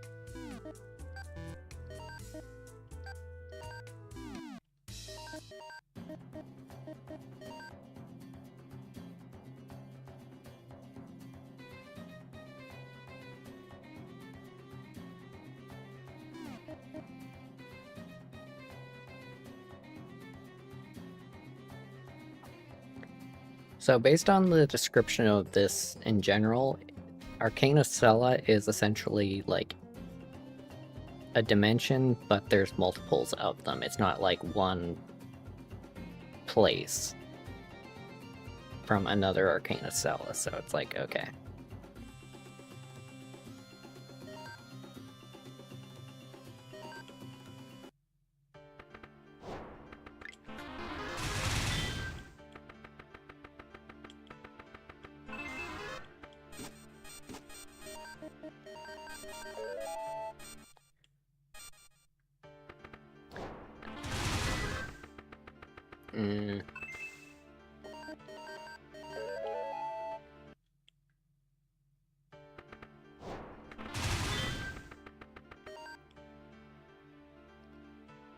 Combined shiny still could probably get better.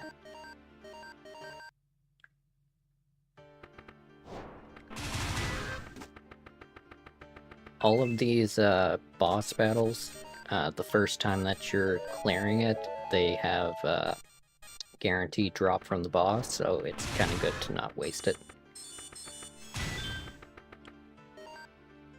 Combine Sky King Fatewing. Still.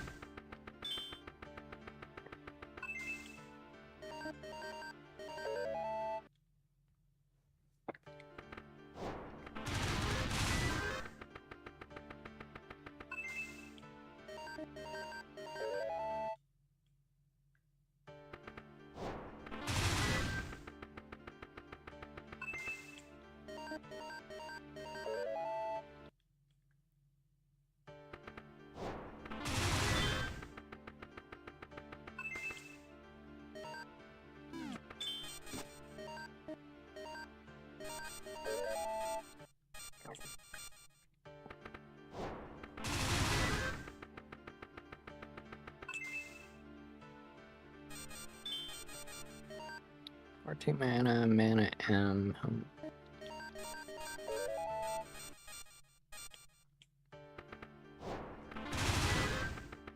Whenever I'm doing these, it's always about the artifacts more so than the titles, because titles are fairly easy to get when you're doing your grinds in the dungeon, but good artifacts can be very much harder to find when you're like going through plenty of floors, so.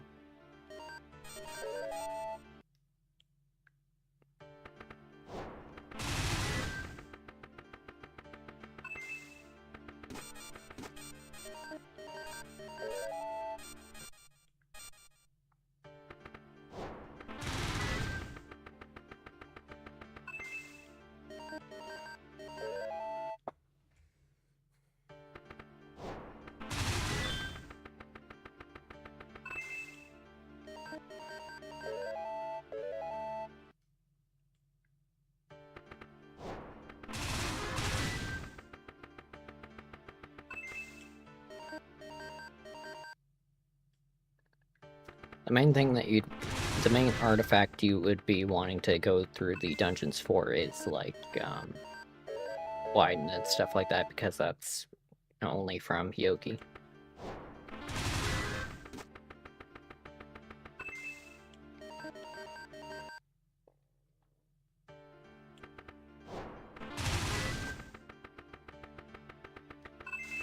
Yeah, I think in the first game, like, pretty much all the basic ones are you can purchase, but then there's rare versions of them all, so, like, those are the kind of ones that you want to go for.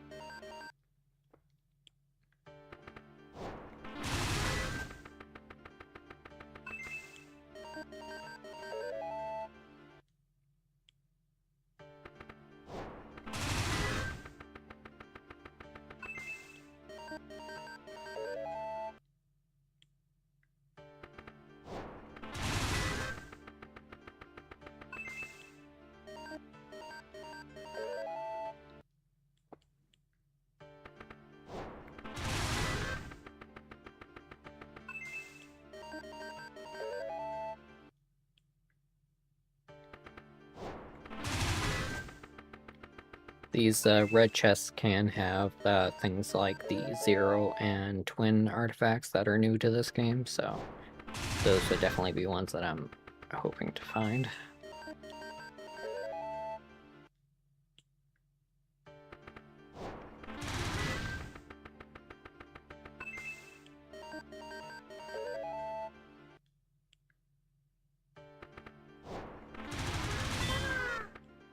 Oh! My first zero is a double zero. Let's go.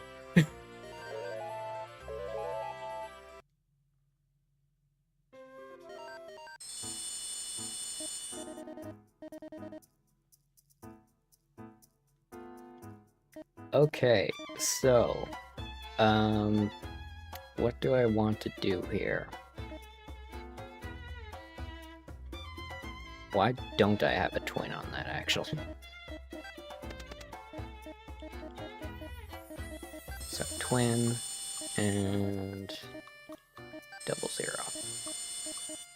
So, the zero artifact, as described in, like, on the website and all that, essentially costs 50, but makes the next artifact that has a cost in it 0 or negates a fixed spot like the HP. It would negate its effect. Double zero does it for 2 spaces. So this is a very powerful setup in terms of using a double zero, then a twin to copy what's in front of it, so then these are free, and then you're paying only 50 or whatever the multiplier might be because of twin widens.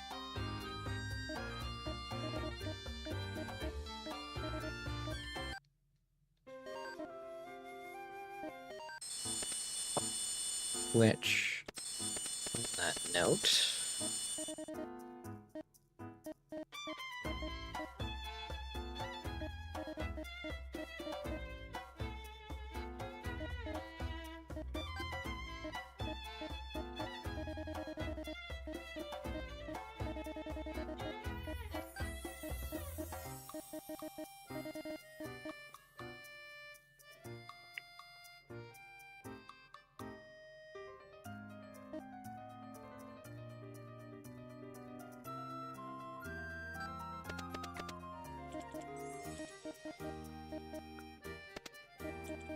Let's see what I can do here. So it costs 100, sure, but...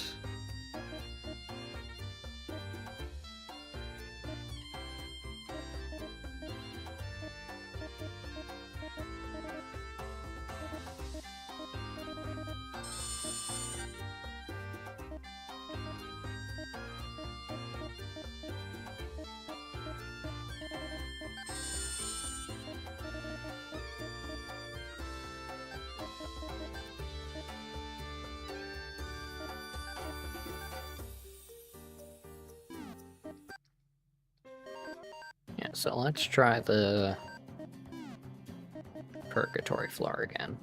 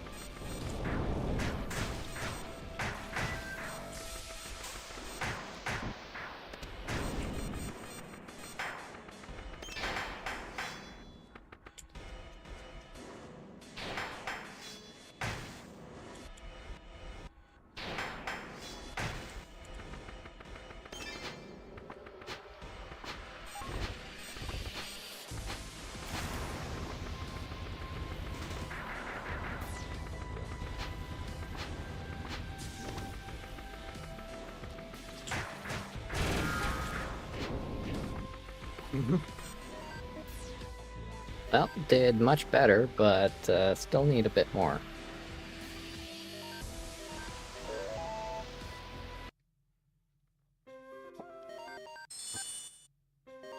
So let's switch back to her and drive those red chests a few more times.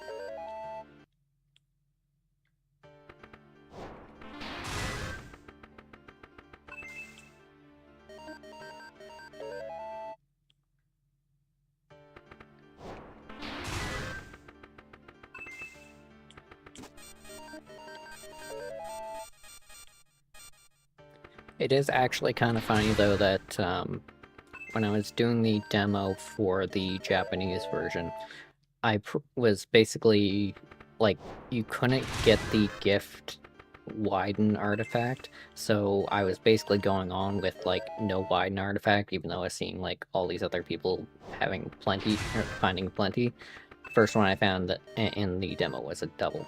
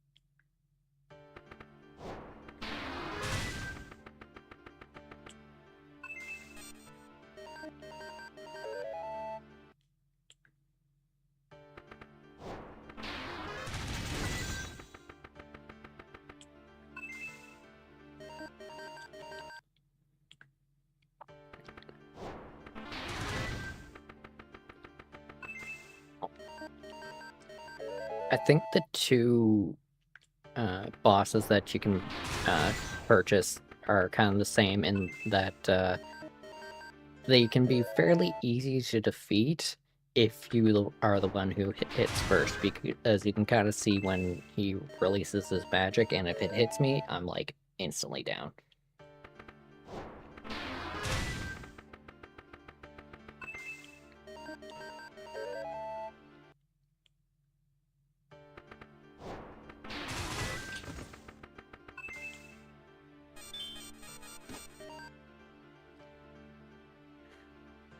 It's Heal, but at the same time, that doesn't really do much to it other than double its effect. Because the half cost doesn't mean anything because it doesn't have a cost, so I think I'll be resetting, unfortunately.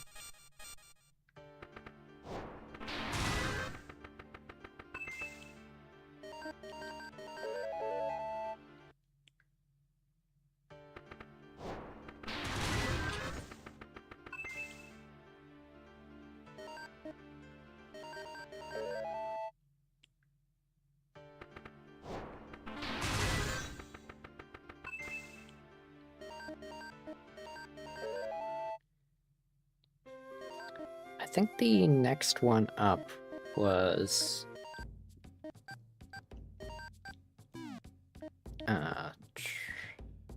like 50,000, so I'm kind of wondering too, like, how am I looking in that regard?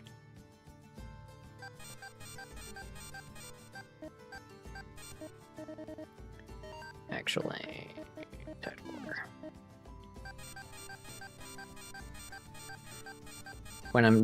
One thing I do when I'm like considering what to sell is generally like anything that's pretty generic and I can buy if I need it, any more of it.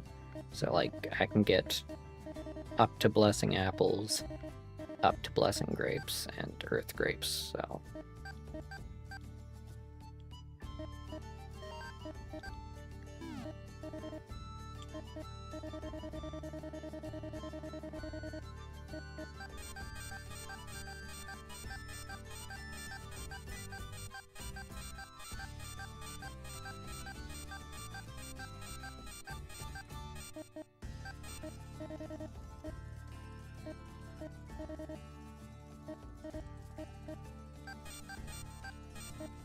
I'll sell those just because these are all no cost, so they're easier to combine if I want to combine, and combine isn't something that I do too much of in this one.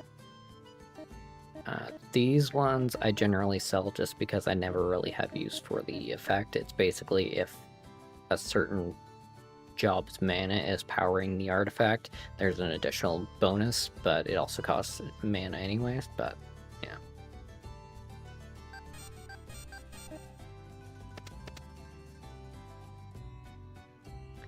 Yeah, so that 1,000 is 50 HP. Yeah, I guess it's better than what I can get for most, so. 32, yeah, okay, sure.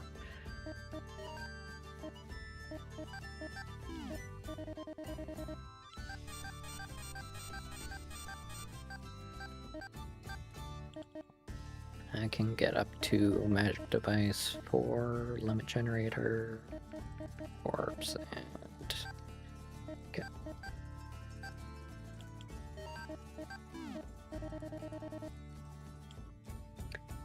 So combining is the same as joint in X2 and Goku, and it's basically just if the artifacts are next to each other on the magic circle, they'll essentially be like joined as one. So like if you had, I mean, just going off of these, essentially if these two were together on the magic circle, you would actually be getting like 112 HP, because they'd basically both be considering themselves 2 life apples each. But then, like, it also gets a bit more complicated when you got mana involved, and those can get very costly. But also with the newer magic circle layouts, joint or combine does not work when there's a corner or anything like that. So they have to be like in spaces right next to each other on the magic circle.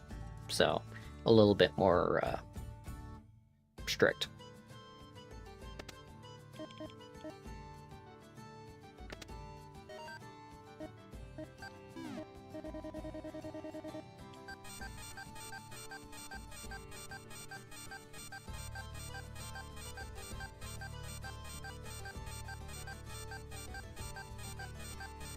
I think by the time I'm done all this, I'll probably have enough for the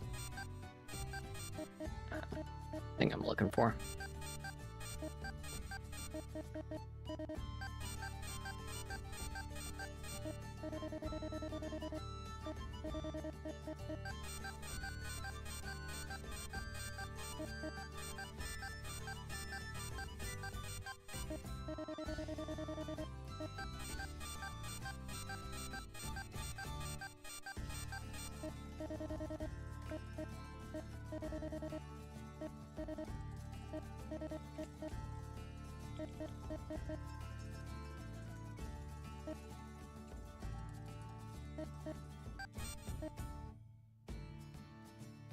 Oh.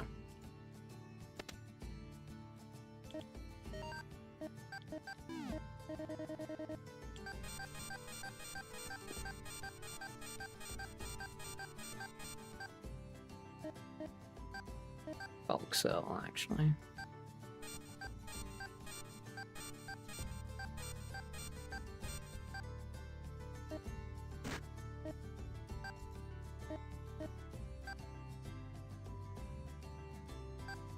I think I can buy generals. Yes, I can. So.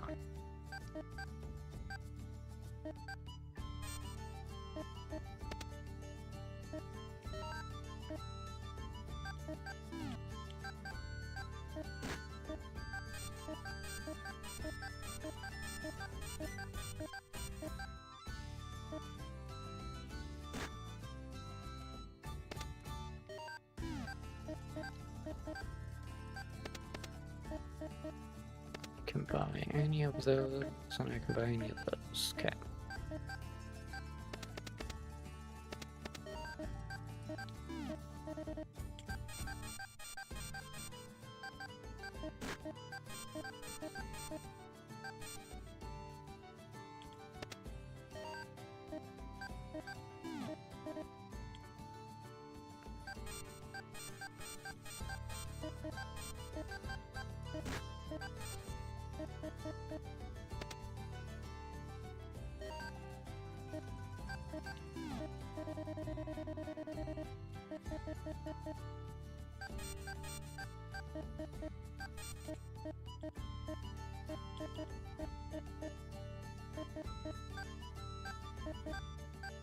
I think these are probably going to be the majority of the cash I get back because you get a lot of these.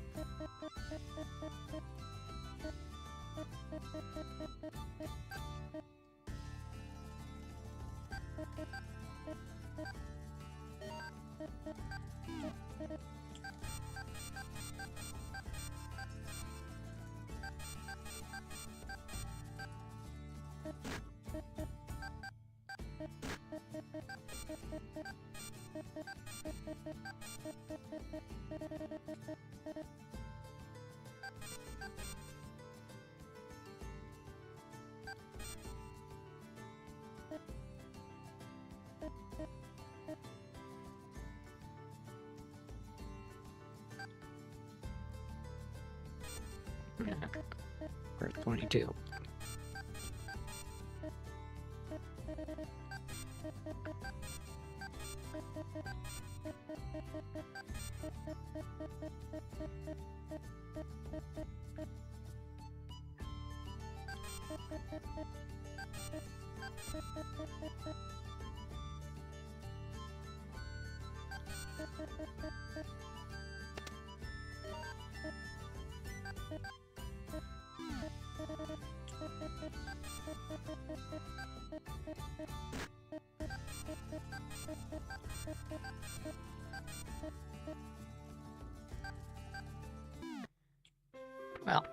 Now I have a lot of cash. So before I go buying a bunch, let's save just in case it's like way out and I can buy something better. Okay.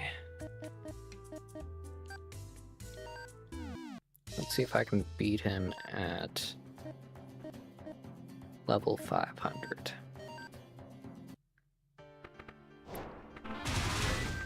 Yep.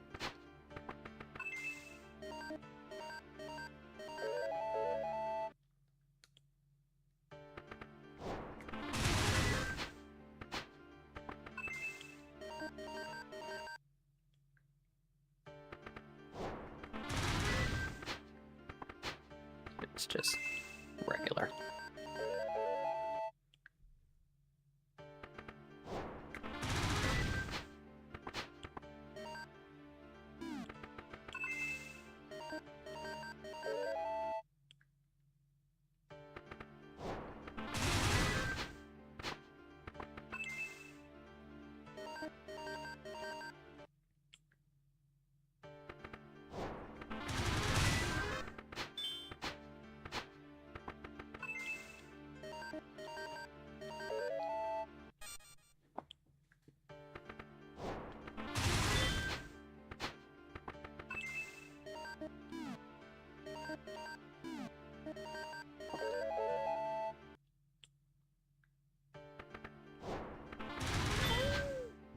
Oh, hi twin. That works.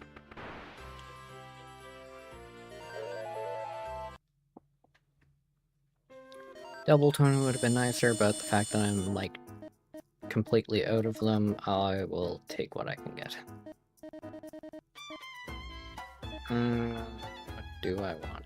Where do I want to put it?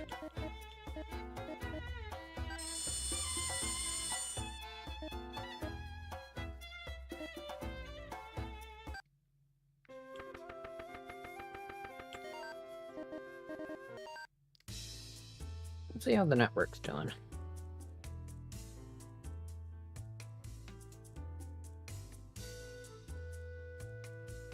Five more likes.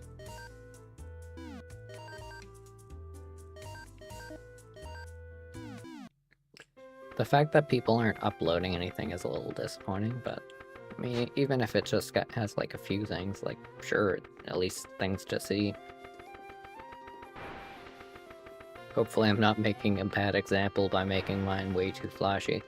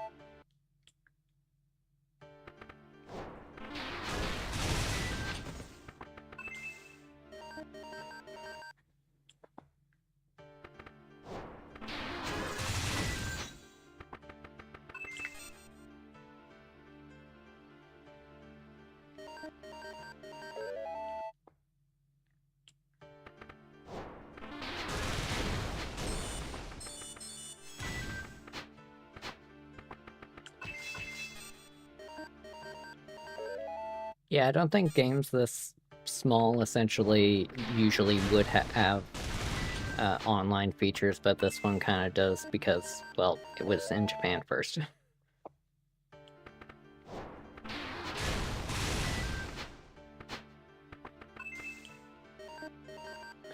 Like, in the older games, all the sharing was still, like, private, so, like, you would need to get somebody's,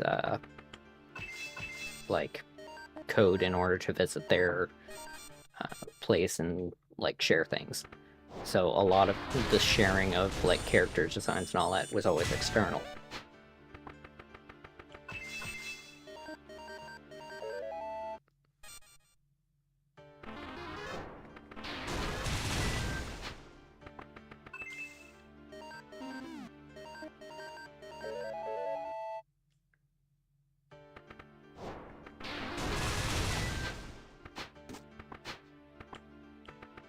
I think that might be an upgraded dagger.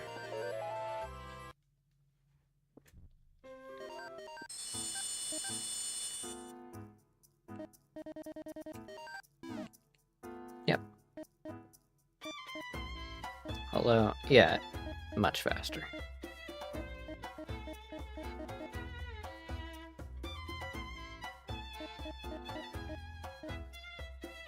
But yeah, not something I really need where I'm just using magic.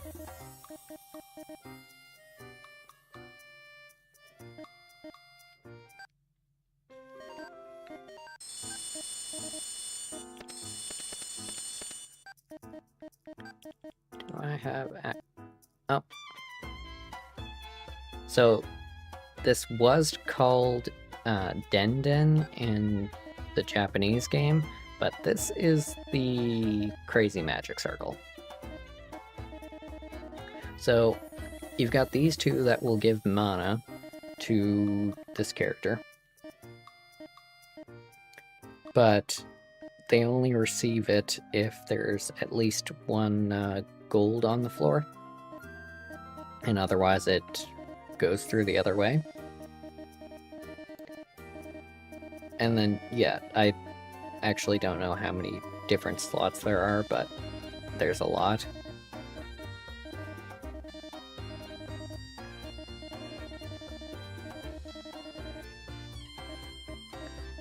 But this is also where, like, if you manage to get a lot of widen artifacts, this gets, like, exponentially just absolutely insane. I've actually managed to get all of the growth numbers that you see on the right side to 99 for everything, for whichever character's in that slot, so...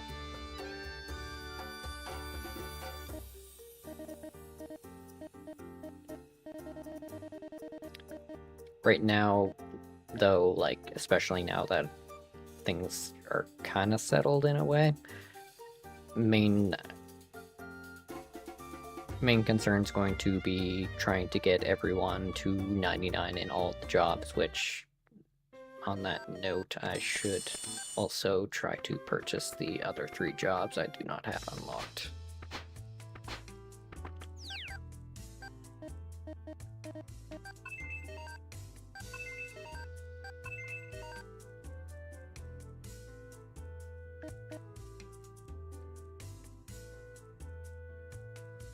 And I do have the money to buy a regular 0, which wouldn't be a bad idea.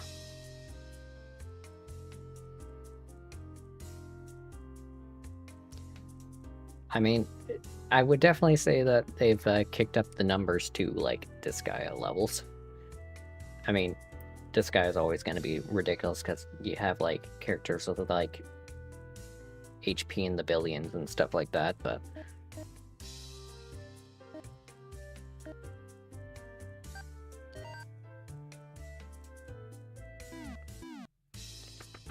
It's kind of funny that there's a achievement for getting a 0 artifact, but not a double 0 artifact, so I just got the achievement there. I don't know if I've got anything too crazy that I need to use that on right now.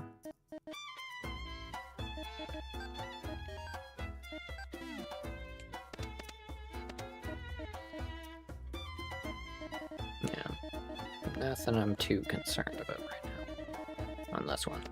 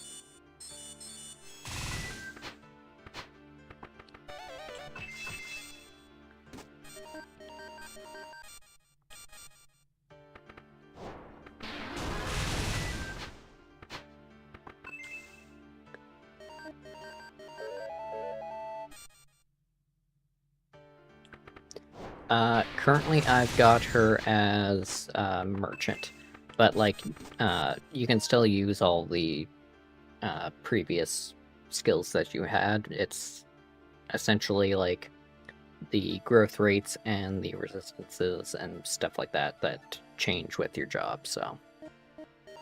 But merchant also still does have a decent mana increase rate, so it's good to, I figured it's good to kind of keep her in the front line while she's in that job.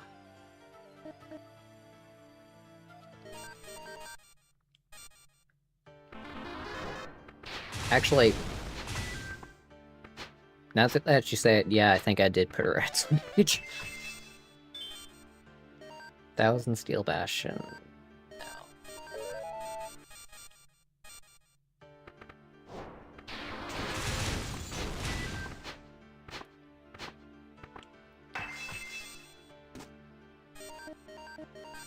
And actually, on that note, let me just see if I've got the magic circle I'm thinking of. Protector, I think. Does this look right? No.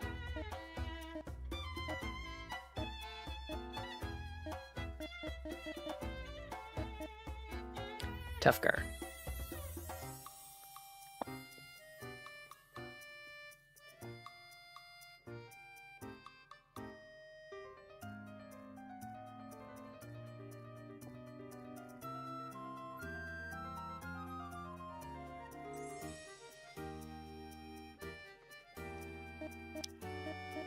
I'll end up using the tough guard once I've got more zero artifacts and stuff like that, because those can negate some of the resistance issues that it has.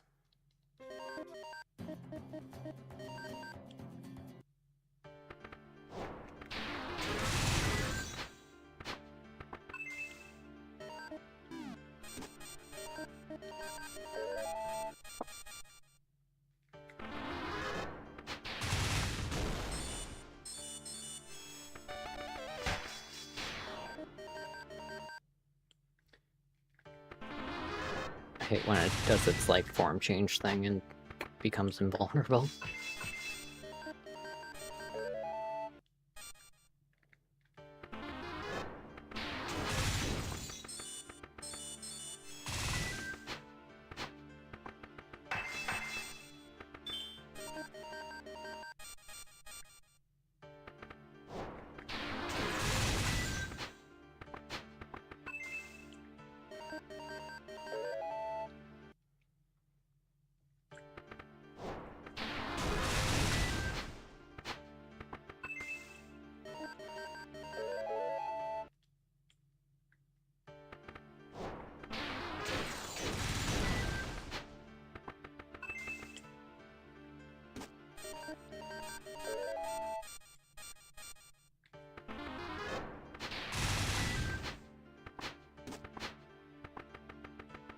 Yeah, let's go through with that.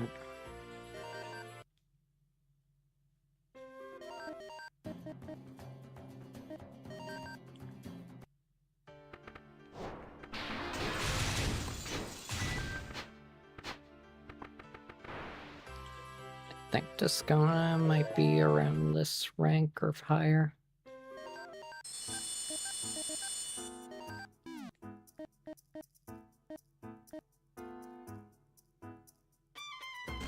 Probably not a bad thing to have on.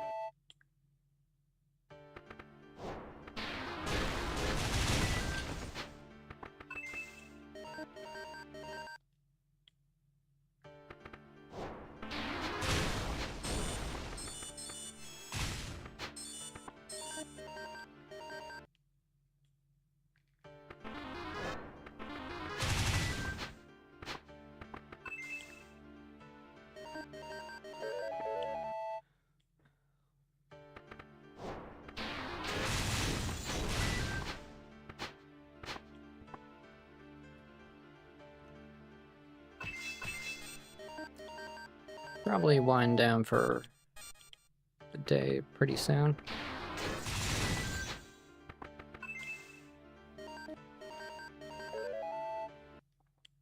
Should have kept that. Happy title is good.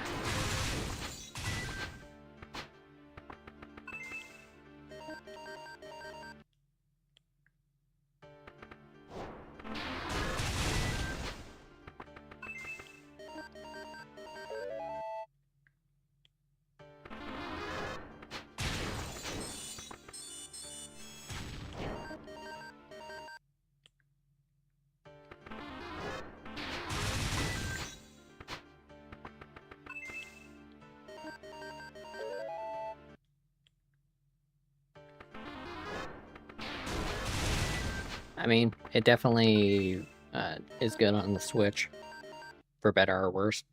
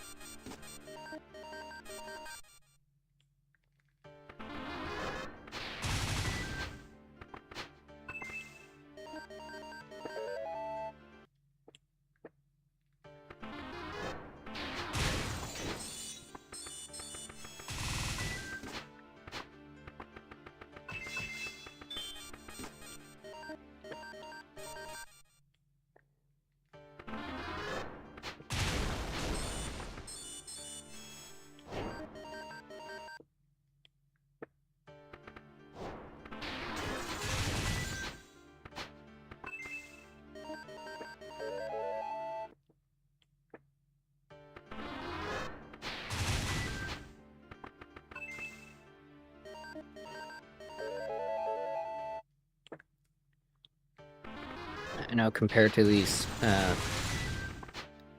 Switch version, I am still very surprised at like how things like saving and all that are compared, or fast things are compared to the Switch. But I mean, that's kind of to be expected.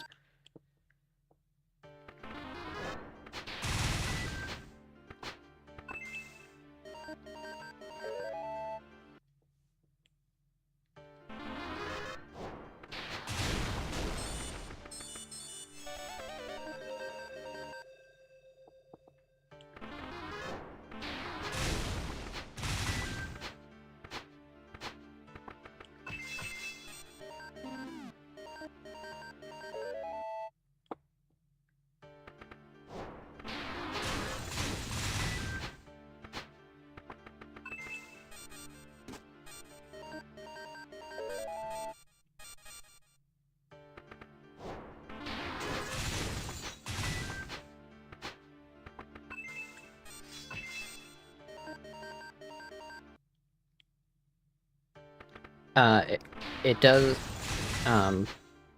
it is available for Switch One, so.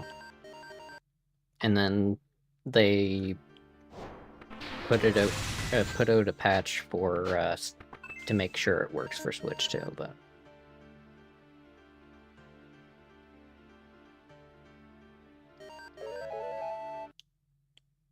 I don't actually get my Switch 2 until next month, so.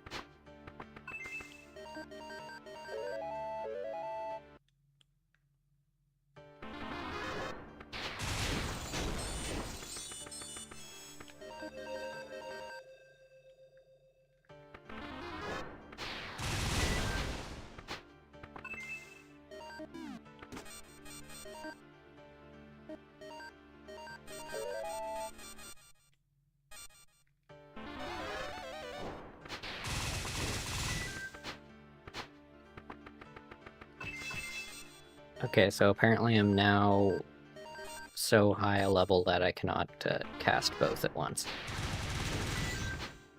But I mean, as long as one of them can take them down, that's all that matters.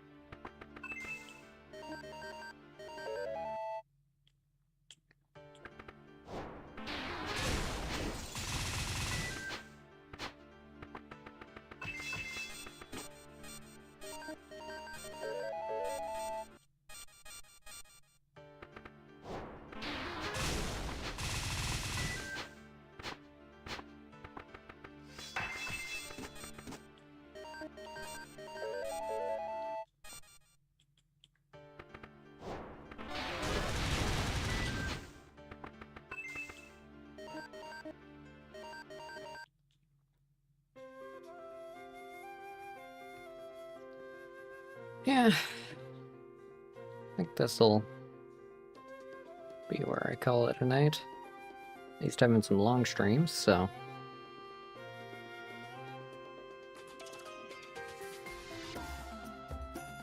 And honestly, I don't expect that many viewers, so it's at least good to have one.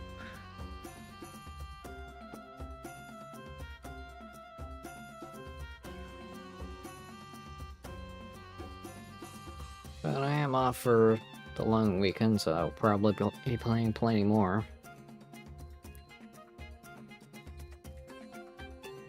But, anyway.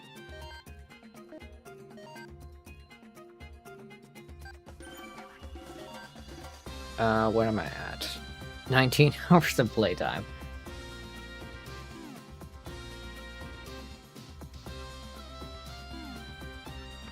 I got my 100 fame and I got to Purgatory. I just have not cleared it yet. That'll be the next goal, and it'll be a matter of seeing what I need first to get to that. Because I can definitely not do it with the magic thing that I've got. But yeah, we'll see.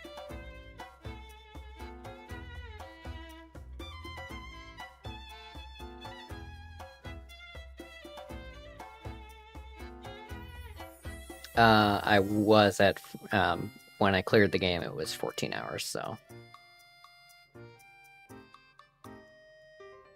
But this morning, too, was when I was doing some additional work on getting my map up before I actually finished the game, because it's just like, okay, I might need to do some more grinding or something like that, and it's just like, no, I kind of just need to take this different approach. If you're training all your characters, I find that at some point, if one of them can probably do it, depending on what their stats or what their magic circles might be able to do for you. Okay.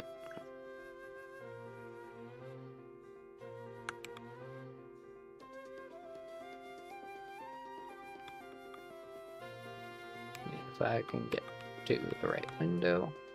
Okay. Have a good one.